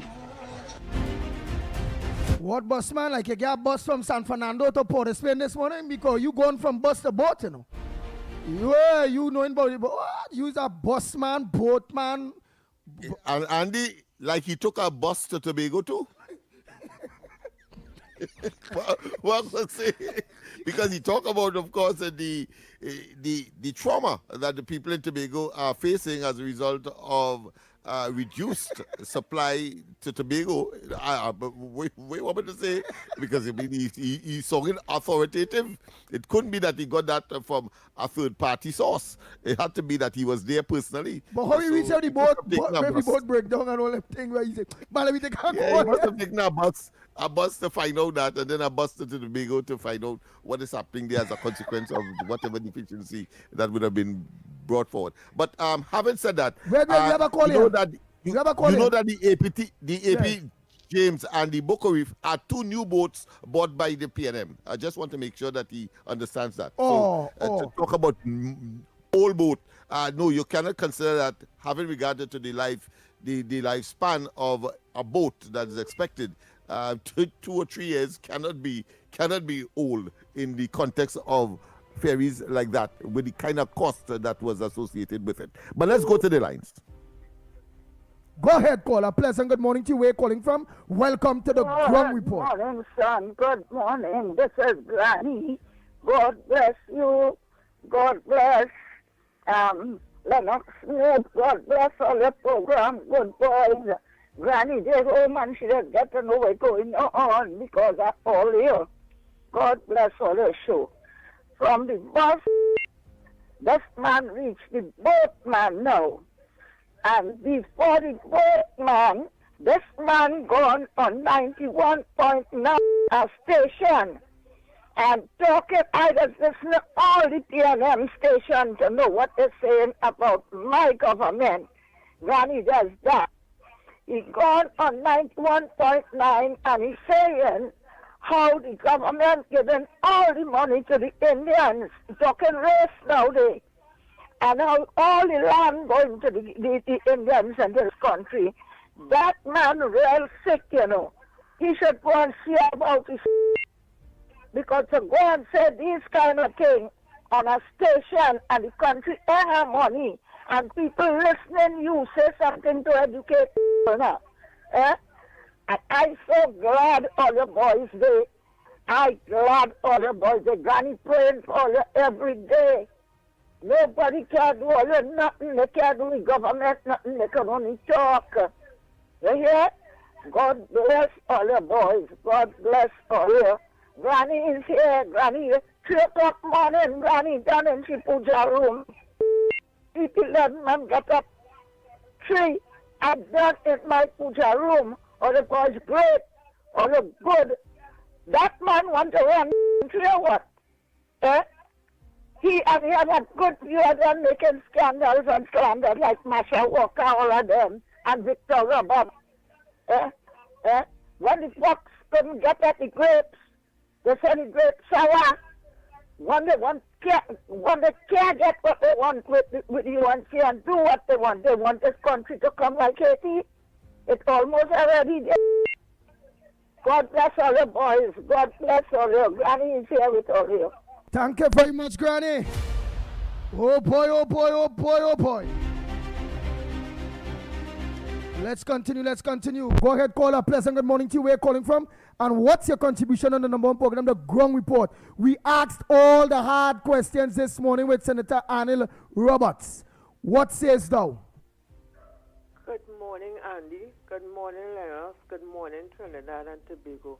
Well, I feel blessed this morning to get in on the program. There's so much things happening in my beautiful country. I want to talk about Penelope Beckles. Can I? Yes, you go ahead. But I keep asking, what is her plan for this country? As a prime minister in waiting, what is her plan? Last night on the news, I saw Penelope Beckles visited the relatives of the deceased who was shot by the police. 4 children was killed in Penelope Beckles' constituency in Arima, was murdered. I never see Penelope Beckles visited the family. So many young African men was murdered in her constituency. I never see Penelope Beckles visited them. The child who died from a drug reaction, she finds herself in the funeral quite in San Fernando. People in Port of Spain, she not visiting them. So this is her role. Is that part of she propaganda too? You know, and I'm talking about propaganda. I think the PNM people have to take a good look at Marvin Gonzalez, because to me, that man is not looking well. He's spreading so much propaganda that something is wrong with Marvin Gonzalez. And all the rest of propaganda is so much thing. Last thing I seen, I read in my newspaper how many bars closed down or they shut down. Read the article. And they know when I come in almost a day in the article. Bar owners said they don't know nothing about that. Who shut down to reopen? Who shut down for this and for that? But because alcohol raised, bars closing down. You see how much people in the all-inclusive party are these? Yep. And less people in the all-inclusive. I heard a promoter on Ian Allen. He had all the colors Johnny Walker, red, blue, black, white. If you hear things the man calling, people haven't enjoying themselves. So let PNM go ahead with the stupidness. Thank you.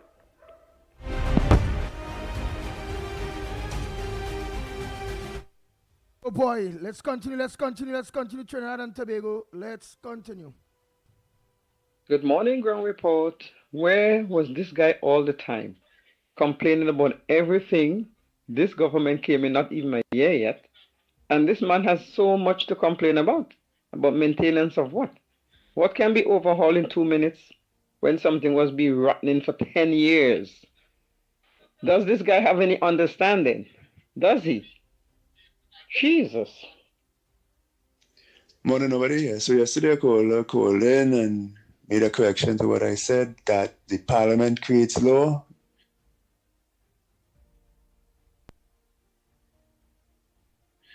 His position is the judiciary also does so. Of course he's correct. However, I will also add that the executive in a way creates law. It's called executive orders. So, for example, right now, Donald Trump uses a lot of executive orders to do what he needs. However, of these 3 arms that can create law, and law is direction in a country, the executive orders can be overturned by a new executive. Judicial precedents can be overturned by a higher court. But legislative law formed in the parliament is much more difficult to create and much more difficult to destroy, especially when you need special majorities. But my point is, where in these 3 arms of government, the legislature, the executive, and the judiciary, does a citizen have a say in the creation of law, direction? It is supposed to be the parliament. This is supposed to be a republic. The concept of res publica, people's affair, meaning each citizen owns the state. In the spirit of that concept, where does the citizen contribute to the creation of law? It is supposed to be the parliament. So I want to engage the caller.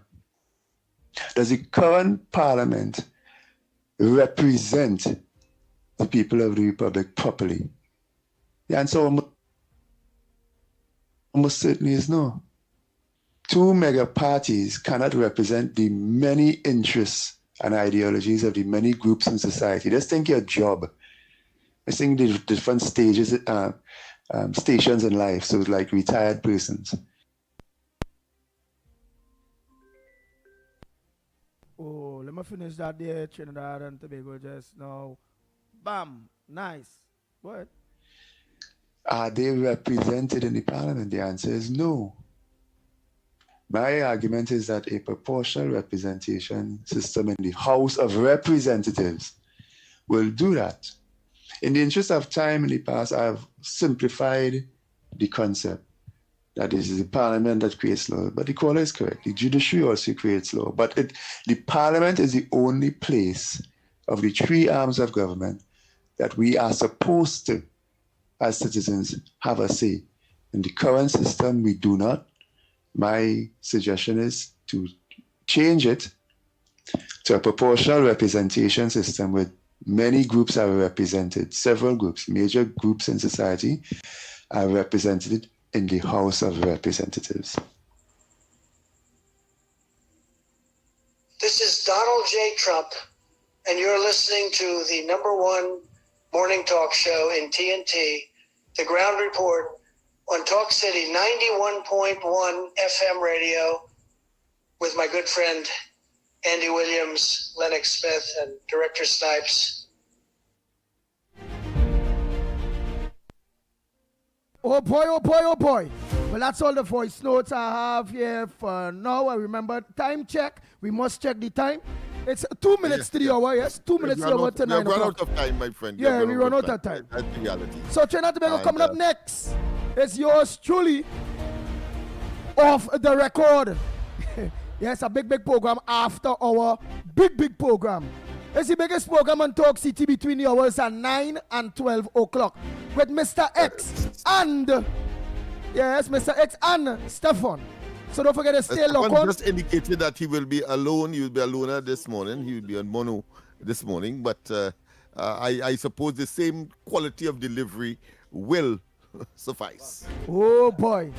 Well, I don't know how it is. In fact, he's saying that he has a very important article. So people stay locked on as you normally would do. But this morning seemed to be exceptional, having regard to all of the interviews that we would have had during the course of the 3 hours that we would have been here. Nice. Yes, please. So Trinidad Tobago, don't forget, let me say tonight, don't forget Corridor Transformation with yours truly, Lennox Smith at 8 a.m. tonight. Lock on to your Corridor Transformation.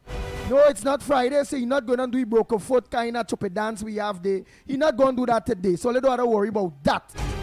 Right, let me say thanks so much to Director Snipes, my co-host, Lennox Smith. After God family comes first, be safe on the nation roads at Trinidad and Tobago. And remember, same time, same place tomorrow morning, please God, right here from 6 a.m. to 9 a.m. The Ground Report. So on behalf of the Ground Report team, yours truly, the Pitbull of Radio, are saying we are out of here. Talk City 91.1 FM. Talk. Cabinet has approved the establishment of the regulatory framework for the registration and management of classic, antique, and vintage vehicles in Trinidad and Tobago. Music. Better days are coming. Better days are coming. Culture. We are now in a state where I can now proudly announce that our gas production will increase by a significant amount given all the various projects that are now expected to come online. Engaging conversations, latest news, our music.